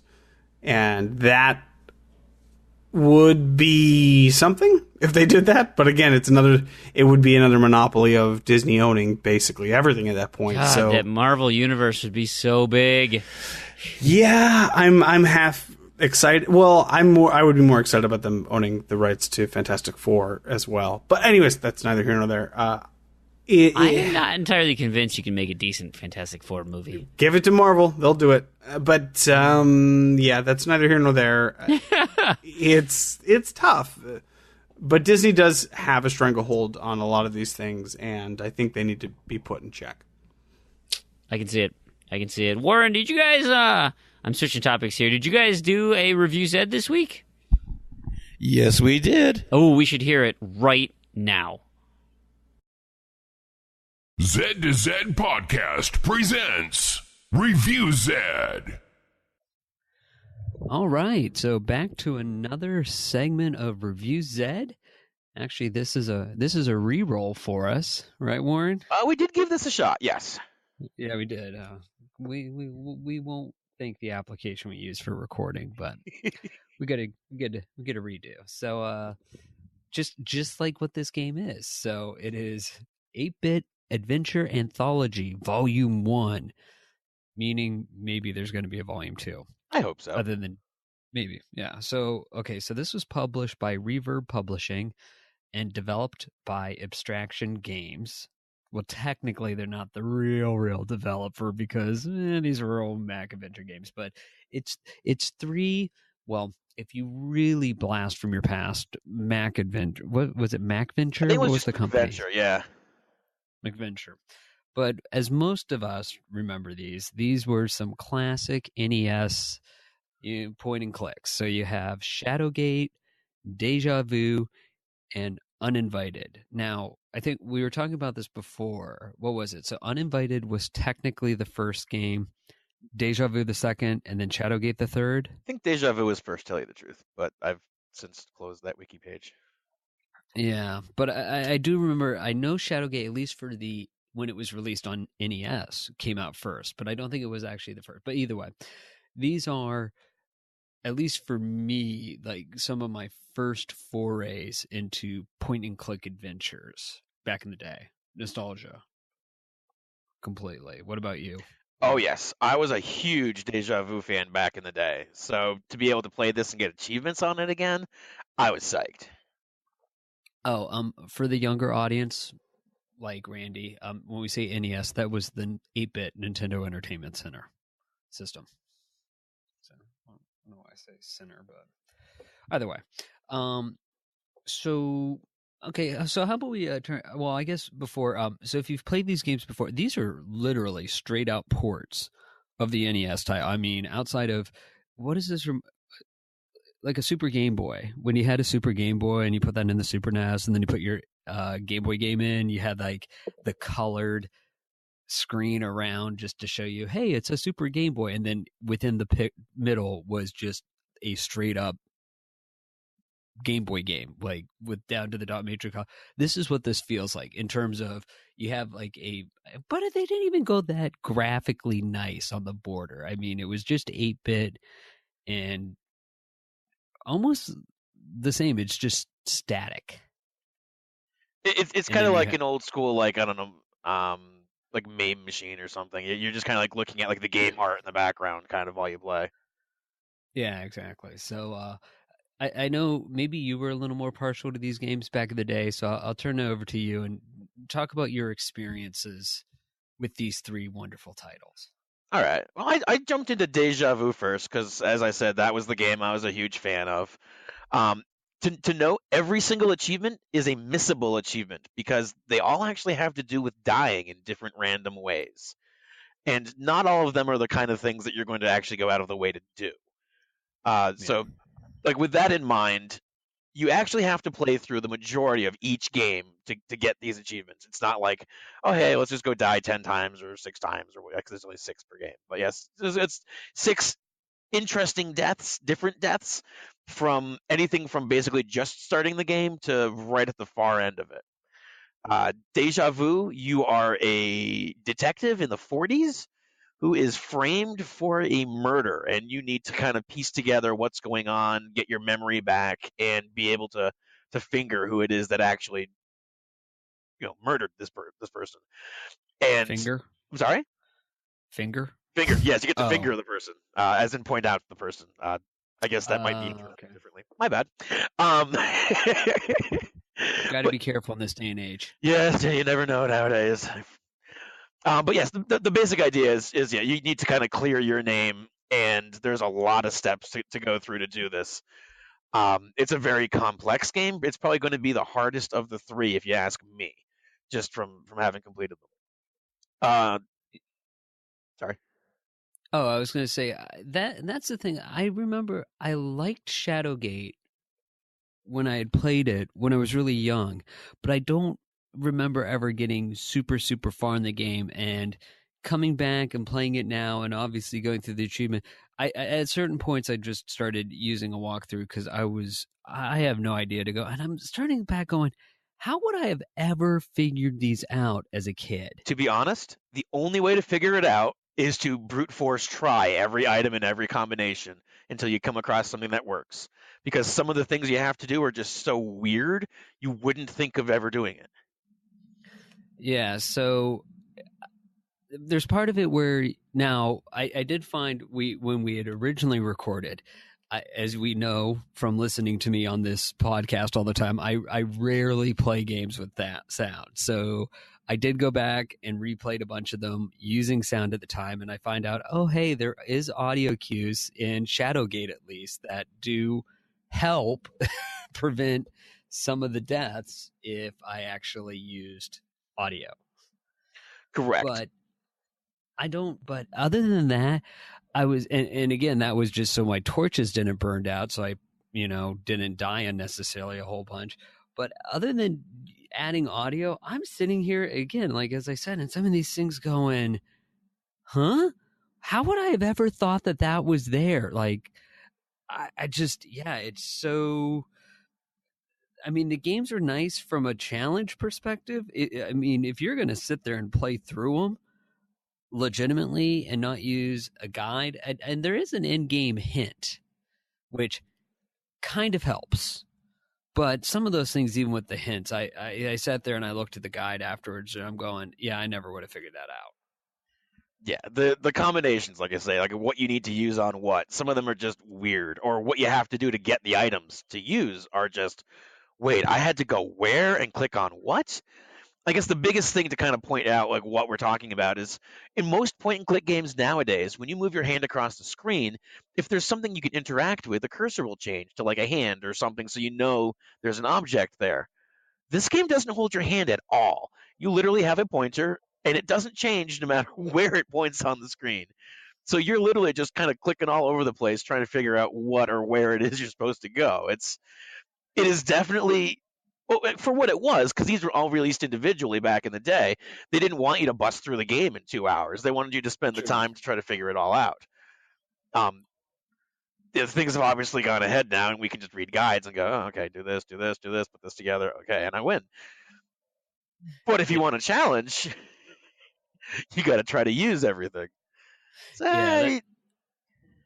I definitely agree. I think for an $8 price point, if you had never finished through these games on your own back in the day, you will get $8 worth of gameplay trying to figure them out.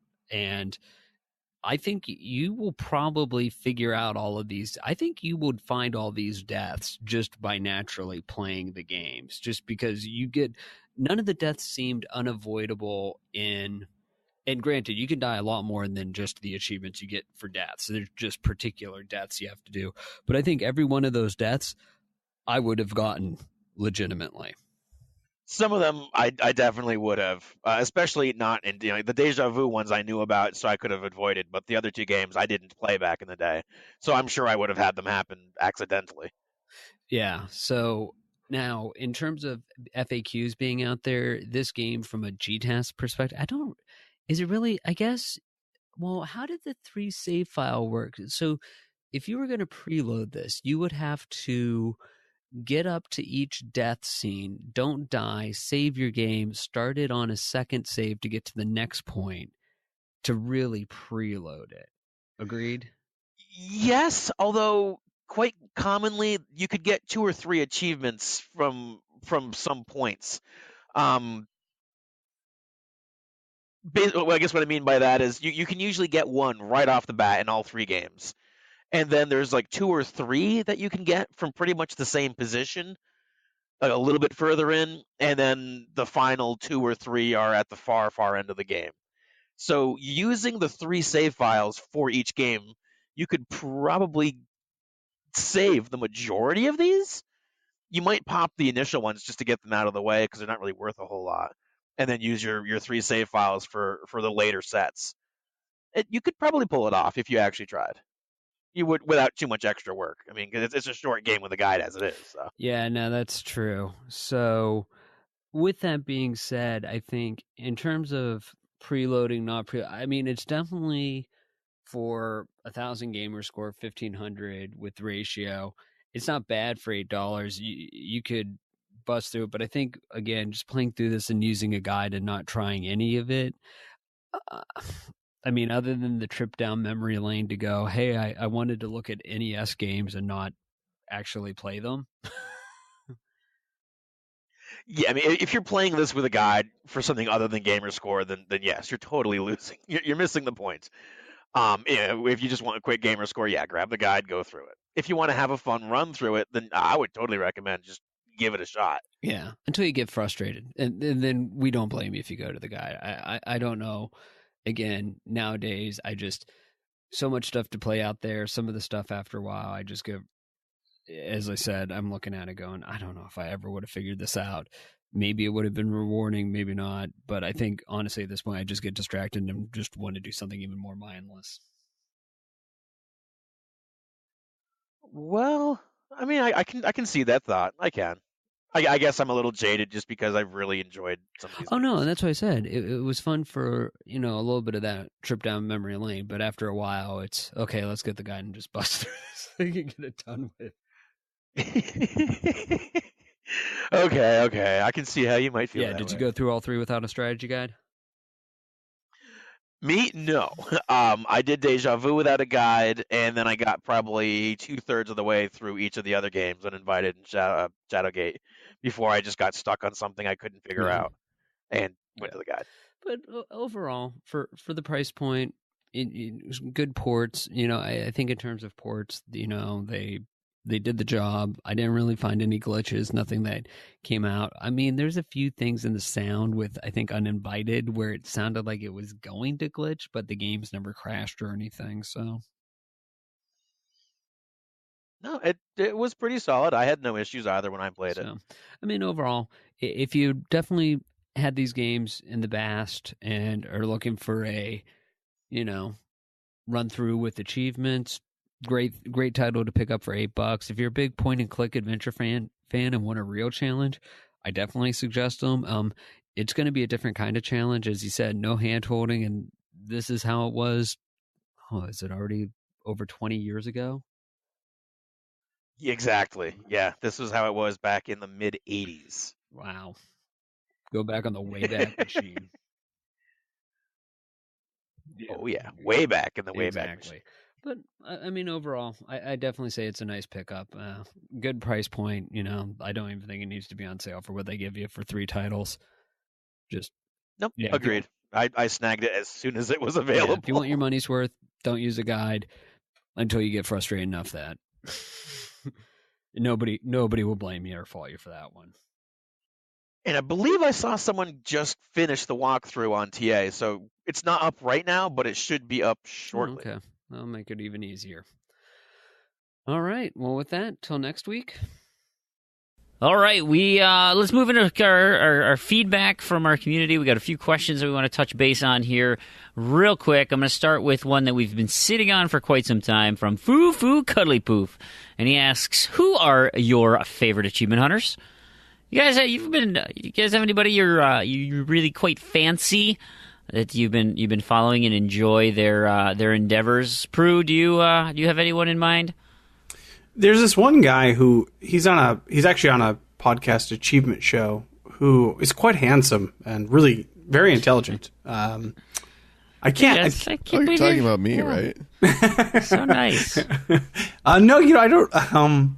It's interesting. I don't specifically have anybody. By the way, that was a joke. That was me. I was talking about me. No, I don't know. I mean, I do pay attention to a lot of people and have I don't know. I don't. Nobody sticks out in my mind in that fashion, I suppose. Right. Randy, or you got anybody that you follow? Not really. I mean, nobody specifically. I mean, I just kind of follow. I just kind of like to follow the community in general. Like it's more I follow a thing that I'm interested in versus a person. It was like, right now just kind of following like the people working on Mein Leben. Somebody unlocked that. I don't think we mentioned that. Oh yeah. Oh, was it legit? Somebody, yeah. Oh yeah. Oh, okay. He posted a whole recorded video. It took him about 3 hours without cutscenes. Wow, that's not too bad, actually. And now Planting and I know someone that's also working on it too. So, Interesting. yeah, I really think it's doable. I think I'm probably gonna take that on at some point. It's Next given week. that somebody was Next able week. to get it in a couple of weeks. It really does seem doable, especially now with a kind of a guide to follow. Yeah, I can see it. Planting, you got anybody that you follow? Not really. Sort of like Randy was mentioning, I also following a buddy that's going for Mein Leben, and my God, that is one of the craziest games on the hardest difficulty. If you haven't had a chance to watch someone try to go through it yet, it's definitely entertaining, even if you're watching them just die. Because just how insane the game is. I really want to play it now. So thank God it's on sale this week. Yeah, right. Yeah, it's weird because it's there's plenty of personalities out there, and you see similar names of certainly the Million Gamer Score, the Point guys. You see a lot of the contest winners. The same names are popping up, but it's still such kind of a small niche crew here that we don't really see a lot. So in terms of people I'll actually watch a stream of and things I've been really enjoying watching Chin Doctor on the UHH. Oh yeah, his good. Monday streams are fantastic. I love watching it, even though I watched him do 500 strikeouts or something. That's painful to watch, but I totally understand exactly what he's going for, his presentation. It's a really enjoyable stream to watch, especially because it's so achievement focused. Other gamers like Smirnov, right? He doesn't necessarily stream, but I appreciate his approach to gaming. I like following his completions as they continue to rack up. Those are great. Randall Thor 19, I think he's got really unique takes on things. I've talked to him multiple times. I enjoy his ideas of how Xbox should be run, and just some he's got a great mind for the industry. So those are just some names that I like, and really essentially all of our community. Everybody kind of brings something different to the table, and so there's plenty of people who, through just gaming or boosting sessions and just gaming sessions in general, they've been wonderful. And so, I wouldn't say I follow them, but certainly they're wonderful, wonderful gamers to be a part of. So, great question. That was fun. I got a question here from New York Giants. He says, what % of a review should voice acting compromise? For Shadow of War, Assassin's Creed Origins, Call of Duty World War II, all solid games. What happened to Battlefront 2? He thinks it's a major demerit. Now, in terms of the voice acting, and we can talk about like facial animations in Mass Effect. We can talk, these individual aspects, because they just came off of the Actors Guild strike that's saying they wanted royalties, they want more money for their contributions to the game. But on the same side, like, yes, they're very talented and they do things with their voices that are amazing, but they're not putting in 120-hour weeks to try and get the game to work. Like, they're not developers. They come in, do their thing. Everybody should get paid, I think, in that regard. So if you got terrible voice acting, how bad do you think that should impact the game? Prue, what do you think? It's an aspect that I don't really consider very frequently, because generally, like, high-profile games tend to hire really good voice actors. Like, we talked about Grand Theft Auto earlier, and I mean, they were all amazing, right? Everybody in that cast is incredible, and it's. But of course, they have the resources to do it. I think it is. I don't know. If all things were considered equal, and voice acting is the least effective part of the game, it may not be so significant, but I do think it adds a very important part of an overall package. So, for example, Mass Effect, a game that I bring up as often as I can, has tremendous voice acting. And I think for a game like that, it adds kind of an invaluable factor to it. It's a story-based game, so of course, if you don't believe that this person that you're talking to, is this character, then you're kind of how you view the quality of that game is going to go down significantly. So right. I think it is very important, depending on the type of game. On the other hand, if you're playing, I don't know, maybe it's just me, but if you're playing like FIFA or Madden or something like that, it probably doesn't matter as much. I agree. On the other hand, so in some aspects of that, I'll share my thoughts after I hear from Planting. I would like to say I kind of agree with Prue there. I mean, a lot of it has to do with the game itself. But then again, you look at some games like Super Lucky's Tale, where they had the opportunity to put a lot more voice acting into it, where the character is pretty much mute. I think we would have felt a little more connected with it had we been given more to the character itself. So voice acting has a lot to do with how much it draws you into the character if it's done well, or how much you just kind of play the game with like okay, I'll go through this and put it back on the shelf. I wish we would see it good voice acting like the Grand Theft Auto kind of style more often, but I think the problem with that is it's just the big budgets, and not every developer has the ability to latch on to that kind of quality. So, I mean, I like good voice acting. I would respect people that spend the time to put a good script together and build a good story, because that's what really tells your tale. Yeah. Randy, I'm coming to you now. What's your take? I think voice acting is super important in a game where there is a voice-driven, or like story where the characters talk.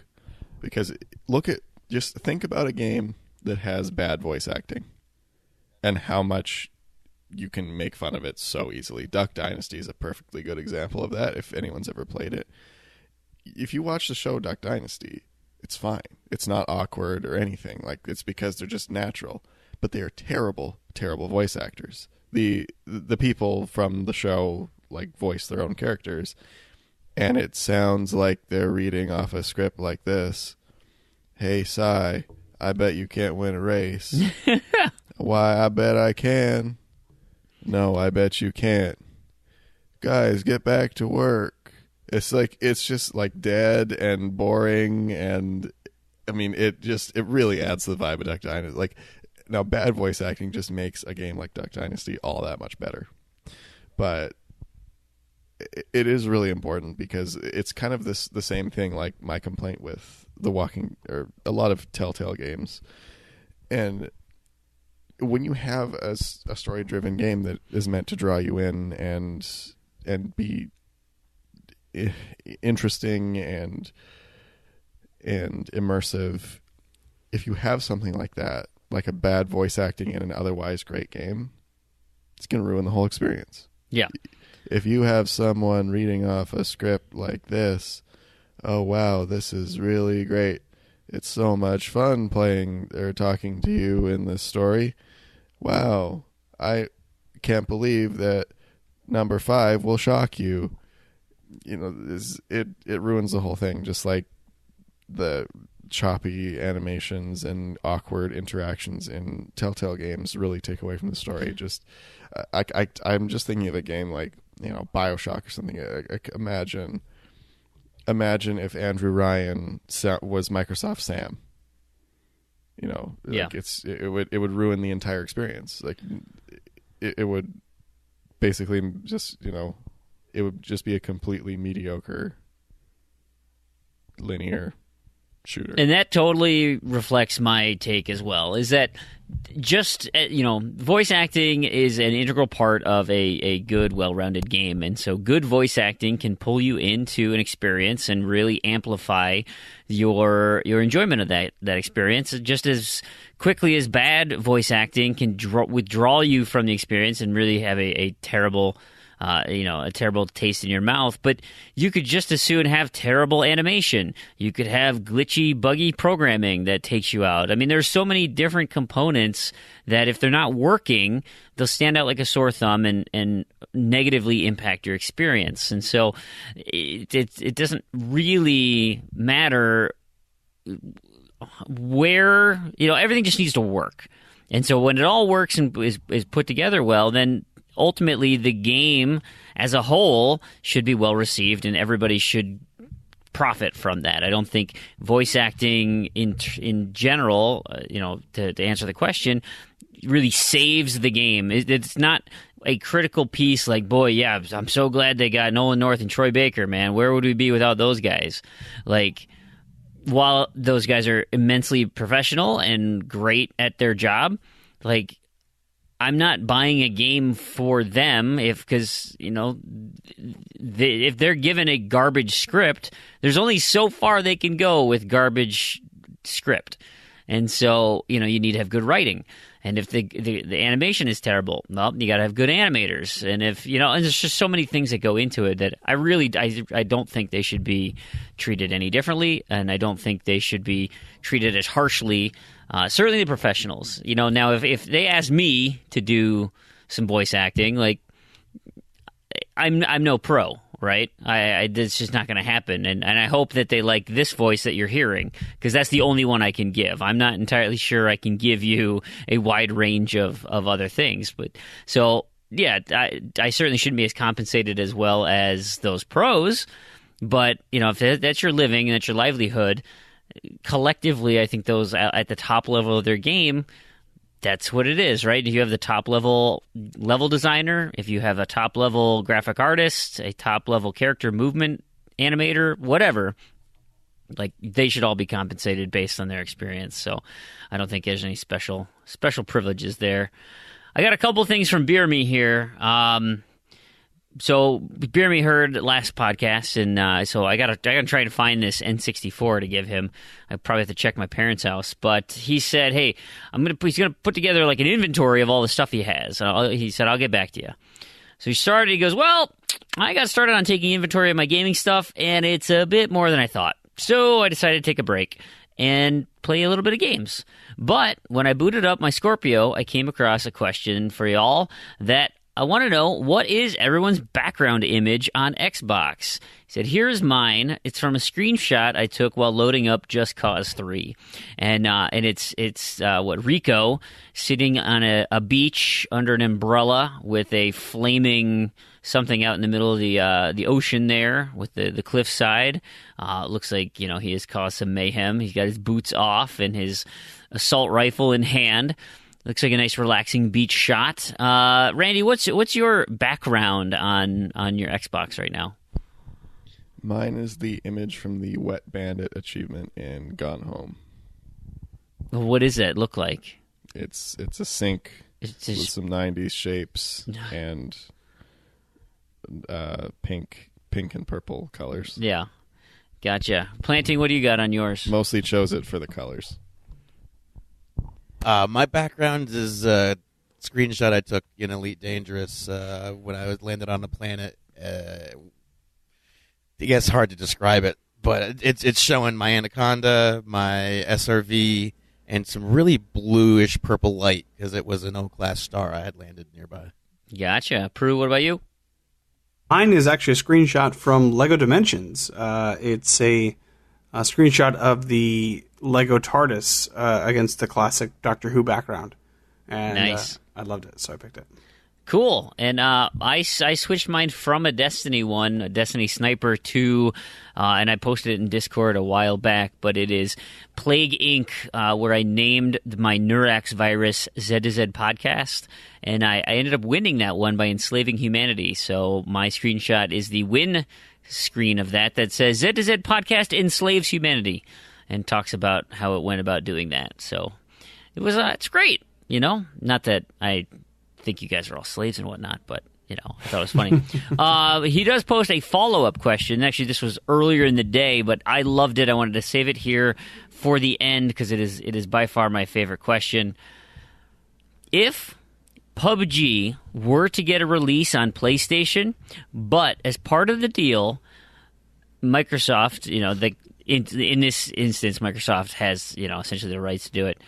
I guess technically PUBG Core could do it too, but he says if PUBG got a release on PlayStation, but as part of the deal, they said the only way they would release it to PlayStation is if they enabled cross-platform play between Xbox and PlayStation. That has to be turned on from day one. Would PlayStation take that deal? So I love this question. I absolutely love this question. And Prue, you're just outright saying no. They would say the PUBG right now with... I have to agree with that, too. If Minecraft... There's no way. And...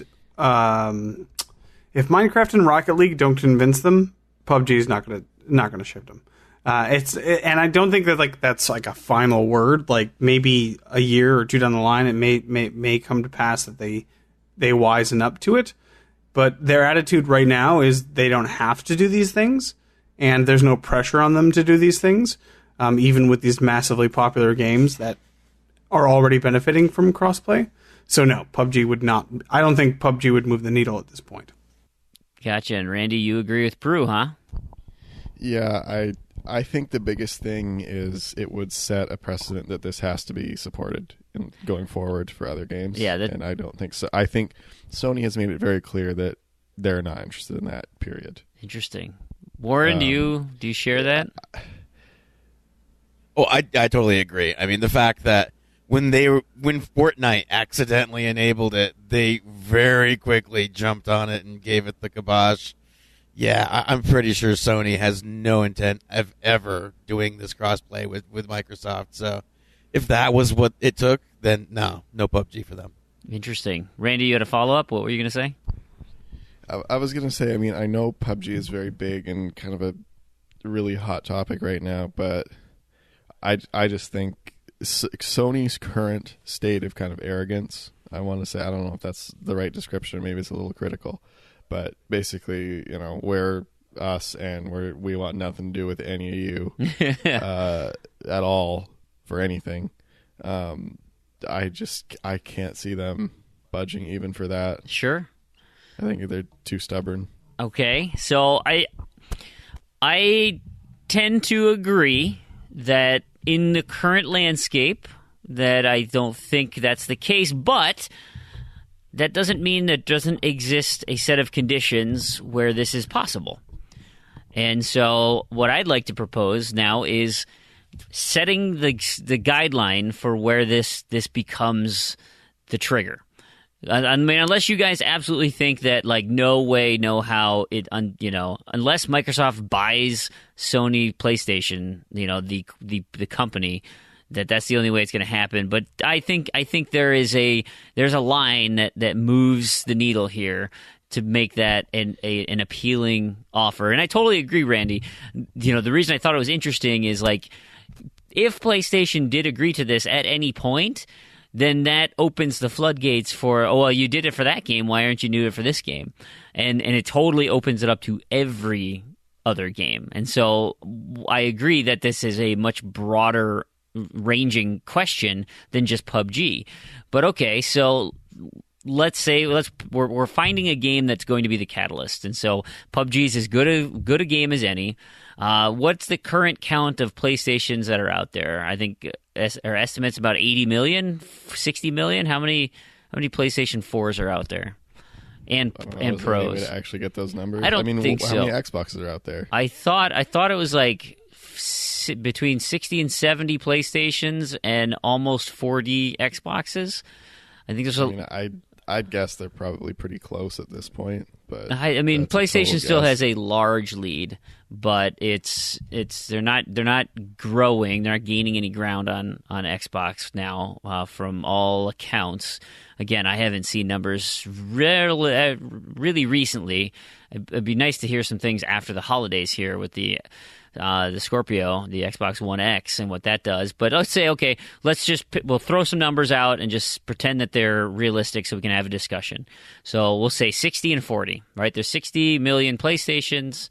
Let's make it even more significant. 70 million PlayStations, 40 million Xboxes. All right, so we're saying in this current climate that PUBG at a concurrent user base of 2 million players per day is not enough to move the needle. All right, so what do these numbers have to be for it to make sense for PlayStation? Do we need 10 million concurrent players? Is that a big enough chunk of people who are playing PUBG on a daily basis to say, okay, yeah, loot boxes, that things, I'd love to get a piece of that? Am I moving the needle yet? I think we need to see people jumping ship on PlayStation. A significant number of people jumping ship on PlayStation coming over to Xbox to play PUBG. So for them to make that decision. So Xbox should be outselling PlayStations on a 2-to-1 margin for a period of 3, 4, or 5 months. With the assumption that PUBG is the cause of that change. People are buying PUBG and moving to Xbox to specifically play PUBG. And so you think that would be enough to say, well, hold on, we got to stop the bleeding here, and we'll open our doors now. We'll play nice. Maybe, yeah, like that. It would have to be something. So you're simply saying that is actively taking away from PlayStation's user base in a significant way. So they don't even Xbox doesn't even have to take the lead. They just have to be gaining ground faster than PlayStation's comfortable. Yeah. Okay. That's a good number. Because that they're not going to care about the players because my thought process is it's a fad. Okay, people are going to play it, they're going to be done with it, and they're going to all come back and everything's going to go back to normal. But when you have something that is affecting your comfort zone, then that might force you to reevaluate what you're doing. I like it. Prue, do you agree with that, or do you think the actual physical unit numbers need to get closer? No, I think that's. I'm sure PlayStation is Sony's paying attention to all this sort of stuff. If it becomes apparent that PUBG is a massive, I don't disagree with Randy that it is a fad, but on the other hand, they're breaking records on Steam all the time, which I don't think is an insignificant accomplishment. No. So if this thing has legs and they maintain their exclusivity with Xbox, I think it could be an important factor into Sony changing their attitude towards crossplay. If it continues their runaway success, and it maintains this popularity, then I can definitely see it influencing Sony enough for them to say, okay, well, if it gets you onto our platform, absolutely we will play ball.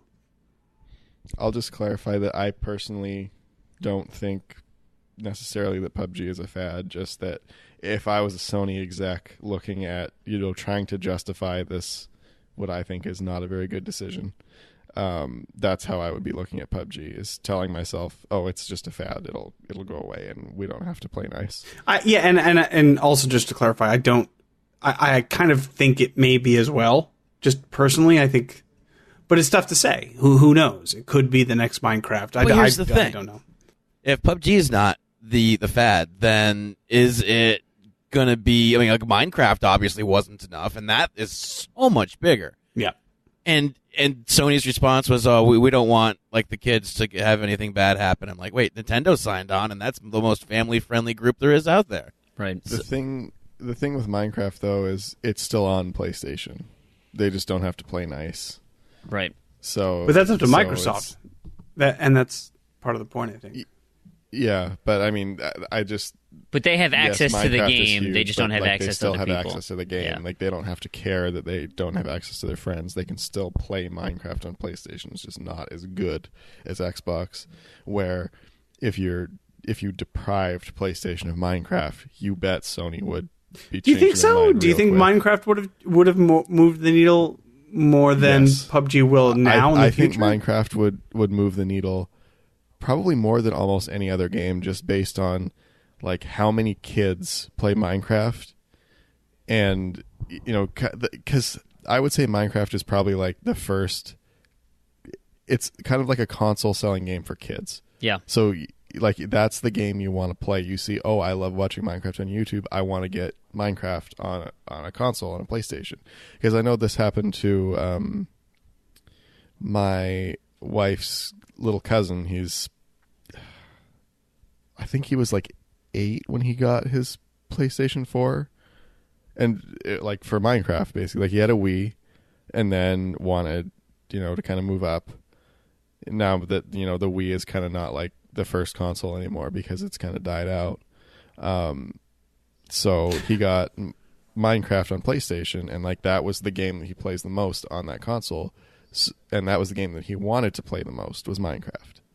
So if Minecraft wasn't on PlayStation, he would have got an Xbox, because that is the game that he cares about more than anything on that console, is that it can play Minecraft. Is the fact that Minecraft is still kind of universally, I don't want to say permitted, but universally, it's available basically anywhere you go. Is that part of do we think that's a part of the original deal with, God, what's his name? I can't remember his name. Mojang. Notch. Mojang. Yeah, Notch. Thank you. Yeah. Or is it? Do you think it's a smart move of Microsoft to kind of play it fast and loose with Minecraft, or do you think they should have held it deeper? Because if you're saying that you think that PlayStation would have played ball more willingly with something like Minecraft, then maybe would it have been more in Microsoft's interest to not kind of allow that until they said that, okay, yeah, we'll meet you halfway, or do you think it's a tough call, right? I think when Minecraft came out, that the idea of crossplay was so far out there that, I mean, the infrastructures weren't set up for it. That were really, I mean, because they came out on the 360. Right? Yeah, but it was a PC game first, and it was a PC game but it's been rebuilt. As far as I know, like the whole game is rebuilt since then. I think the legacy has been too long. I agree with you that I think the idea of crossplay on consoles and PC is way too far out. Like at that time, it was already out on PlayStation. So what are you going to do? Just pull it from PlayStation? Yeah, that would have been a terrible PR thing. That Minecraft money is money Microsoft can't ignore. Yeah, like they make so much money from Minecraft. I don't know for sure, but I mean, they bought it for what, $2.something billion? 2.5. I mean, not necessarily from the sale of the game, but all the things around the game. The stuff, the toys, the plushies, whatever else. Oh yeah, that like they can afford to have some people stay on PlayStation if they're still playing Minecraft anyway, because it's just a money printer. Well, the other thing is, I mean, Microsoft seems like they're transitioning to like games as a service.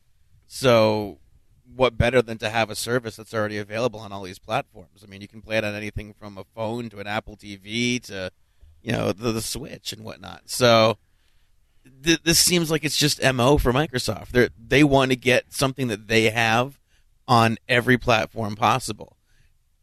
And Minecraft is the perfect tool to do it with, because there's kids that are going to be having access to all these different tools and platforms. So yeah, let's push this out there and let's see how it rolls. And if it's great, then more things will probably follow along that line.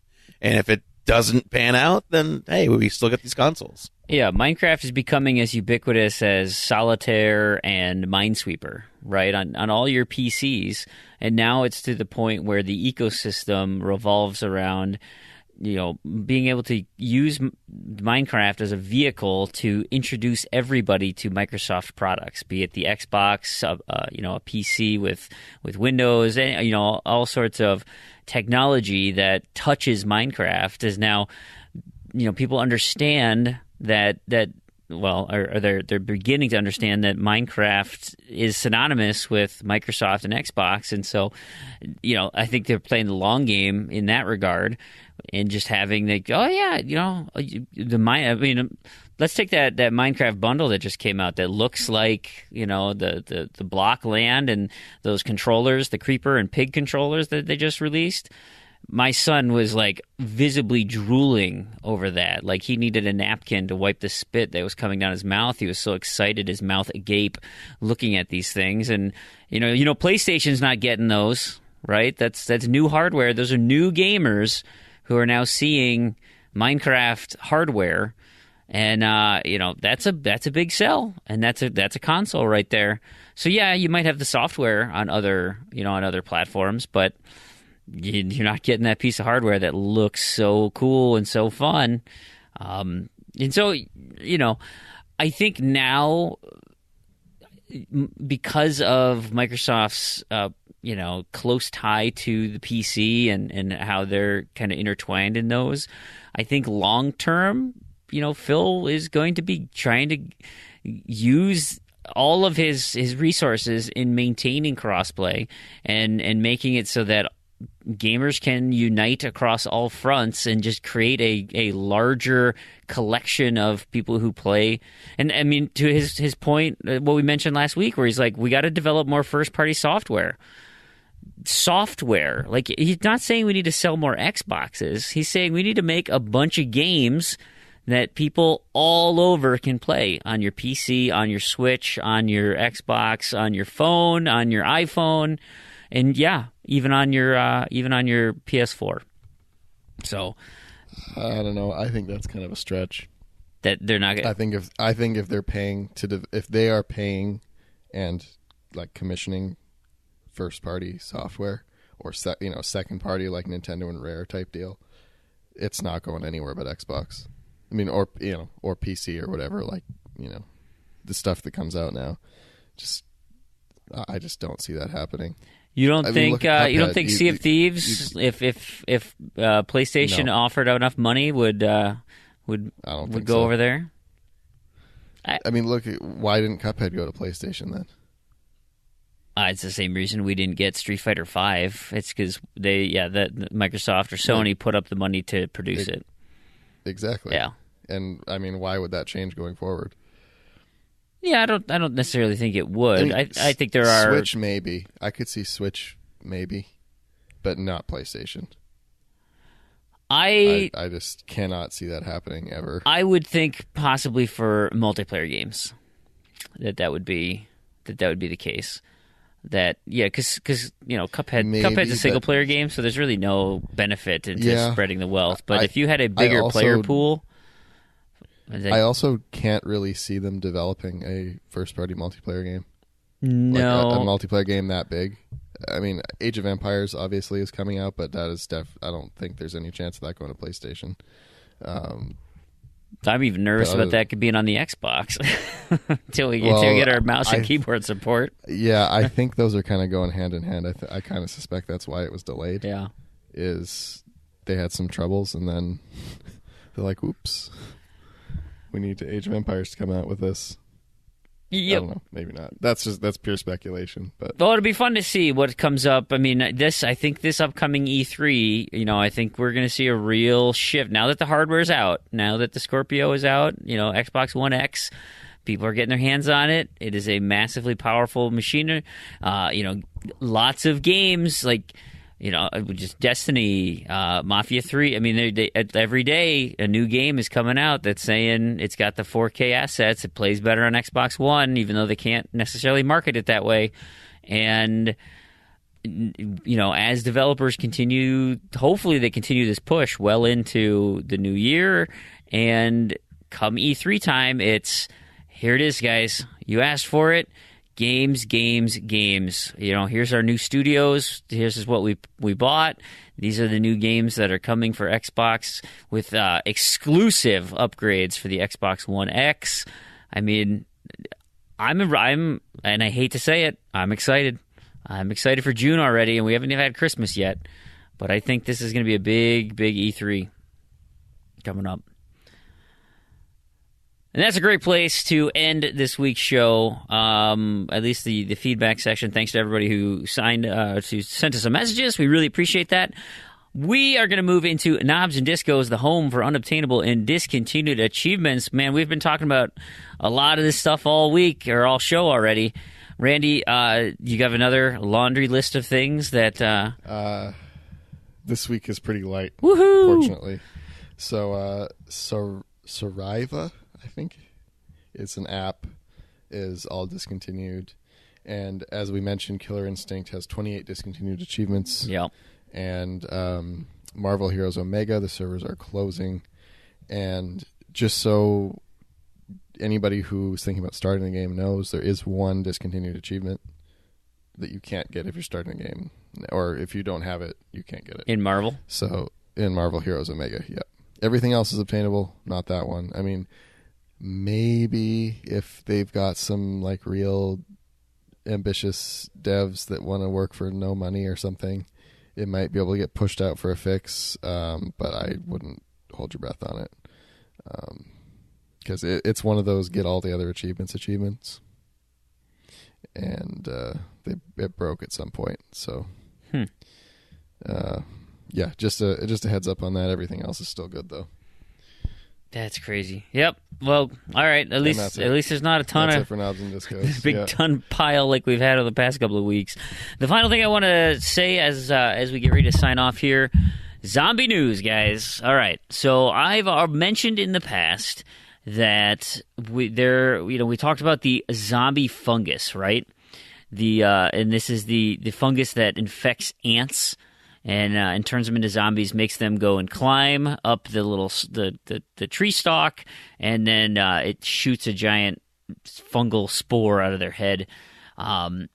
There's this scientist here who he spent his whole life trying to figure this thing out, and he's like, how... this is just so weird. So what's the mechanism here? And they have a new piece of technology where they're able to take cross-sections of the ants that are infected, kind of dice them up, and then identify what is the fungal part and what is the ant part. And does this, cross-sectional layer and puts a 3D model to all that's happening. And what they determined is, so the fungus actually it's not one fungus. It is actually a group of these tiny, small, singular-celled fungi, and they go cruising through the bloodstream. And then when they meet up with another fungus, they kind of reach out and hold hands. And so they make this bridge where they can communicate, but they're independent fungus. But now they can talk to each other.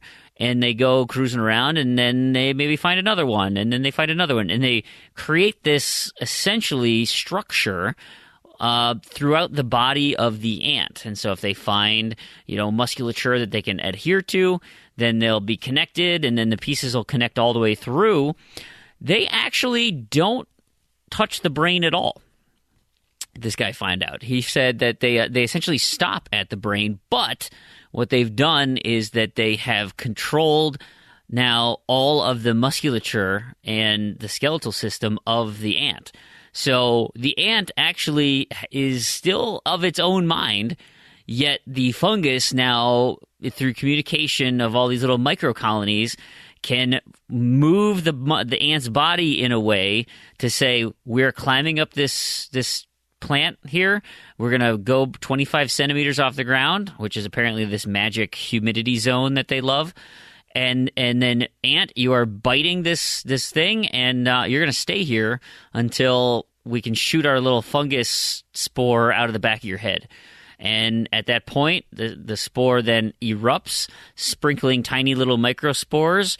And guess what? That ant, not really traveling far from his ant colony, so those microspores falling right on top of the colony below and infecting all of those ants as well. But that's the mechanism that he's identified. Now, it doesn't answer all of the questions, but that's super messed up, and this is actually the basis of the Last of Us game, where this fungus, the Orpheo, I'm going to butcher this pronunciation, Orpheocordyceps unilateralis. Actually, I did pretty well on that. That's the same fungus that's the basis of the game Last of Us, and where those mushroom monsters come from. But yeah, so it's actually like not taking over their brain, is literally like puppet mastering the body, and that you can see, you have no control over what you're doing, and these things are just making the ant do whatever they want. That's creepy. I don't think we can get enough fungus to infect a human and do this, but maybe. So watch out. Don't go to Brazil, I think is the thing here. David Hughes, he's the entomologist who did this study. So if you're interested, you can check out show notes here and get a link to the story about the zombie ant. So that's going to do it for the show. Oh, one last thing. And it's because I've got the TV on and I saw a commercial, and I have to relate this, right? Because Christmas is coming up, and it was a commercial for So, I have captioning on, and so the caption said, Santa comes to your house and leaves presents under the tree, but there's certainly one present you don't want him leaving. And then it shows imagery of Santa walking into your bathroom, and then comes out with toilet paper stuck to his foot, and it's for the product of the anti-stink spray in your house. And so that's the present that nobody wants Santa coming into their house and just defiling their bathroom, after a night's full of cookies and milk. Anyway, there you have it. The little poo be gone. Let's wrap up the show. Planting, anywhere that people can reach out to you? Do you want to give anybody contact information or... Sure. You can find me on Twitter at planting42, the numbers 42, or reach me on Xbox or TA, same tag. Nice. Prue, what about you? Find me on Twitter at OneUpDan, that's the number one, not the word, or anywhere else under Prue. Delightful. And Randy? You can find me on Twitter at Randy2727, or on True Achievements, Crandy. Wonderful. And I have been Brandon. You can reach me. I'm at Freamhole, at FREAMWHOLE. That's my Twitter, gamertag, etc. I'm also on Discord. You can come to our server and just chat with the community. We're great. It's super fun. That is discord.me/Freamhole. And that's going to do it for the show. So I want to thank everybody for listening. I really appreciate all of our listeners, everybody who takes their time, lets us fill their ear hole. If you've enjoyed it, then awesome, because we've had fun recording it. And if you enjoyed it to the point where you would like to become a Patreon member of our show, a patron, we have a Patreon page set up, and we give, all the money that we get covers our cost, and then everything else on top of that goes into prizes. So I announced last show during the contest roundup all of our prize winners, and so out goes gift cards for all of those people. If you're interested in any of those contests, you can head over to our forums, forum.z2z.com. That is where you'll find all of the contests, and you should listen to the end of the show, and I'll tell you about what those contests are. But that's a great place to go there. If you want to contact us in other ways, we have the show Twitter is at Z2Z, and we have an email address, contact@z2z.com. So I want to thank everybody who helped us, and on behalf of Randy and Planting, I know Spazpole was in there. We've got Prue, and I've been Brandon. And to all of you achievement hunters and Gamerscore junkies, thank you so much for listening, and we'll catch you next episode.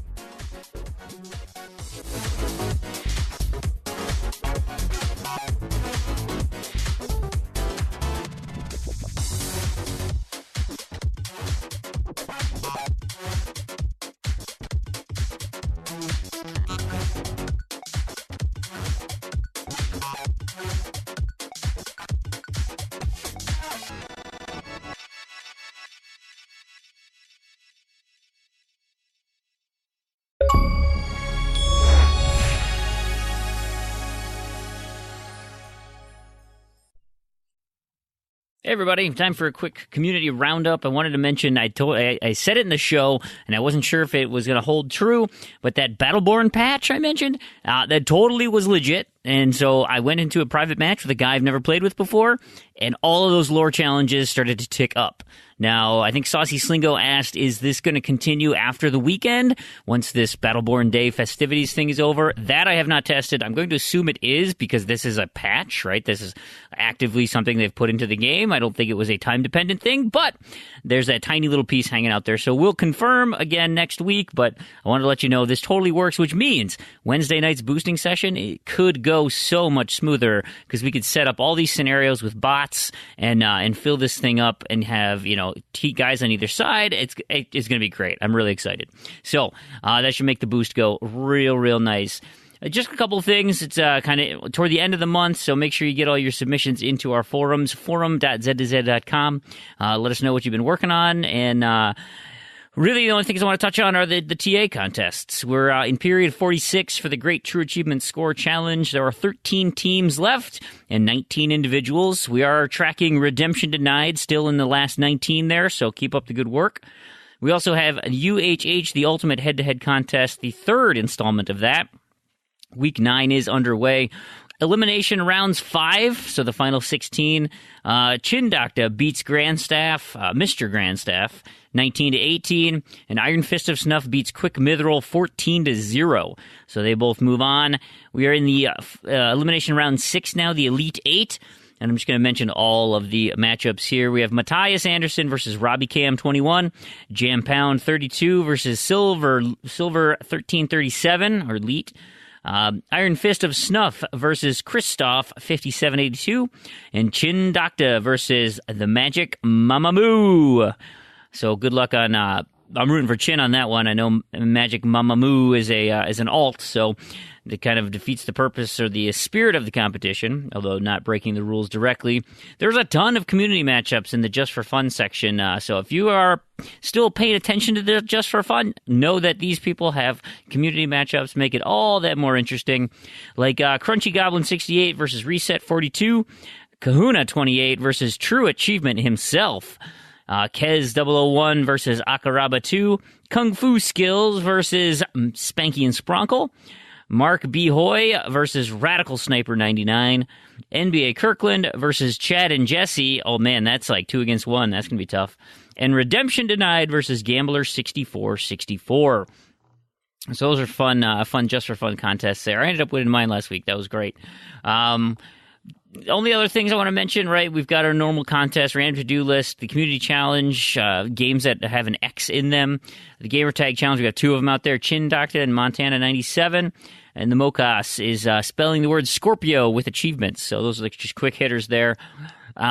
Discord, if you are interested in joining our community, being a part of it, hanging out with us, having some great conversation about video games and random stuff in general, Discord's the place to do it. My personal Discord chat, discord.me/Freemhole. One thing that you'll find on there are LFGs, right? Boosting groups that we have, just general gaming nights. We're doing Plants vs. Zombies Garden Warfare, the first one right now. We've got a group on the 360 and a group on the One that we play on Thursday nights in the United States. So if you're interested, come track some of us down there. Halo goes on Tuesdays. We've got Battleborn on Wednesdays. And I think that's about it for active boosts right now. But there is a general LFG, so if you're interested, just throw something out there, and we can get working. So I think that's going to do it for the show. I don't really have much else to say. I'll look forward to next week. Happy Thanksgiving to everybody, and get your trampoline shoes on and go nuts on Black Friday. Please don't hurt anybody, but get everything you want. Get those wallets flying open. Next time you hear from us, it will be very close to the end of November, and so we'll introduce the December contests. With that being said, I'm going to take off. We'll catch you guys later. Have a good one. Hello, and welcome to the second installment of What the L with the RTDL. I am Big Al, and hopefully you can hear me this week. If not, you get to hear Elroy. Say hi, Elroy. Hey, how y'all doing? So this week we got the RTDL update, the Thanksgiving edition.